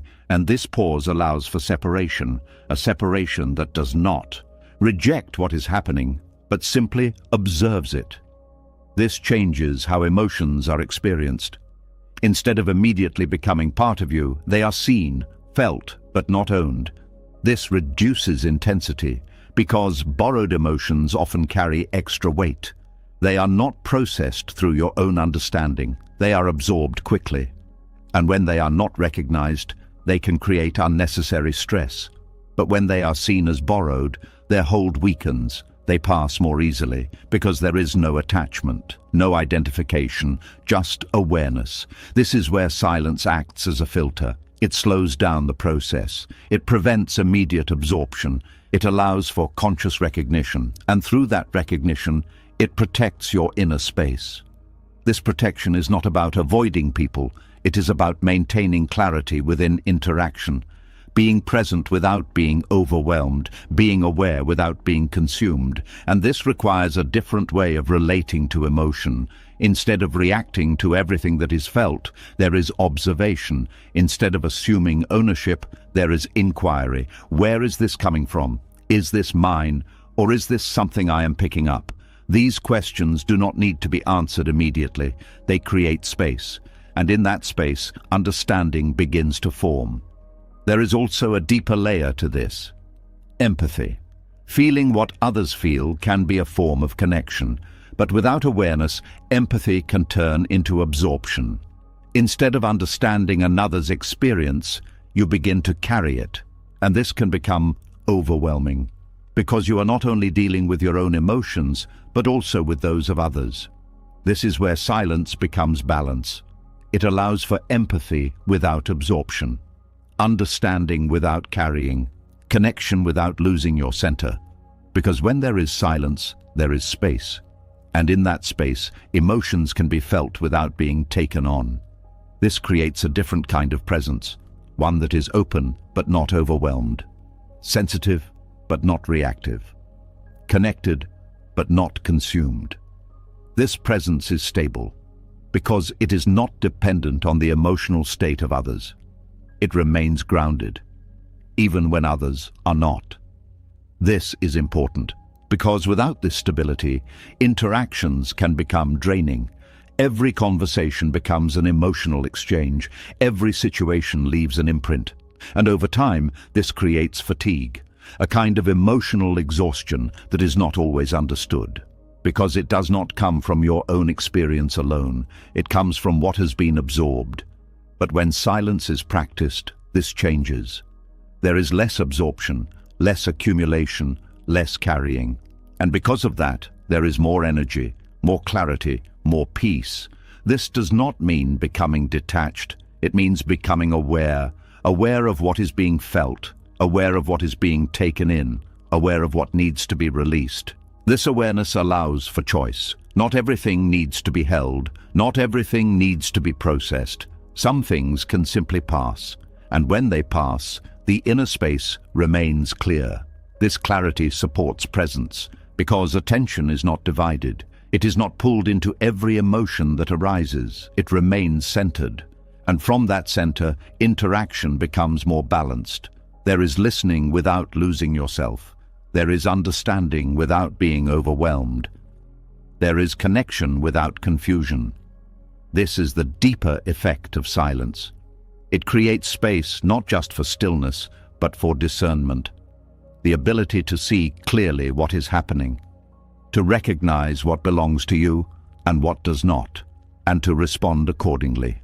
This response is not reactive, it is intentional. Sometimes it is silence, sometimes it is speaking, but it is guided by clarity, not by impulse, not by absorption.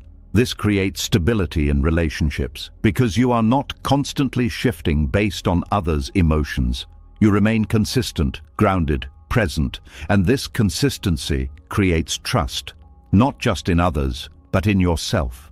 Trust that you can remain steady, that you can engage without being overwhelmed, that you can care without carrying everything. This trust is freeing because it removes fear. Fear of being affected, fear of being drained, fear of losing yourself in interaction. And without that fear, presence becomes easier, more natural, more relaxed.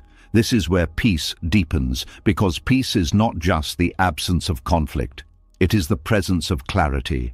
Clarity about what is yours, clarity about what is not, clarity about what needs attention and what does not. And when this clarity is present, silence becomes a powerful tool, not just for reducing noise, but for maintaining balance, for protecting energy, for preserving inner space. This protection is not rigid, it is fluid. It adjusts based on awareness. It allows for connection while maintaining boundaries. It allows for empathy without losing center. It allows for presence without absorption. And in that balance, there is peace. A peace that is not easily disturbed, because it is not dependent on external conditions. It is maintained through understanding, through awareness, through silence. And once this is experienced, even briefly, something changes. The need to react to every emotion decreases. The tendency to absorb everything softens. The inner space becomes clearer, lighter, more stable. And in that stability, there is freedom. Freedom to engage without being affected, freedom to feel without being overwhelmed, freedom to be present without losing yourself. And in that freedom, silence becomes more than absence. It becomes protection, a quiet, steady shield that allows you to move through the world with openness, without losing peace, without carrying what is not yours. And in that, there is a deep sense of ease. A calm that does not depend on who is around you or what is happening, but remains within, clear, untouched, at peace. Silence is no longer what you thought it was. It is not weakness, it is not avoidance, it is not emptiness. It is protection, it is clarity, it is the quiet power of not reacting when the world expects you to, the strength of not explaining when your peace is at stake, the wisdom of knowing that not every thought, not every feeling, not every situation deserves your voice. You have seen how words can drain you, how explanation can exhaust you, how trying to control perception can trap you. And you have seen something deeper. That peace was never found in saying more, it was found in needing less. Less reaction, less defense, less noise inside your own mind. When you stop attending every invitation to suffer, when you stop borrowing emotions that were never yours, when you stop narrating every moment of your life, something shifts. The weight begins to fall away. The mind becomes lighter, the heart becomes quieter. And in that quiet, something powerful appears. You return to yourself, not the version shaped by reactions, not the one chasing understanding, but the one that simply is, still, clear, untouched, at peace. If this message reached you, if something inside you felt lighter, write in the comments, "I choose silence." Let it be your reminder and your commitment. And if you want more teachings like this, more clarity, more peace, more inner strength, subscribe to the channel and stay close. Because the deeper you go into silence, the more unshakable you become.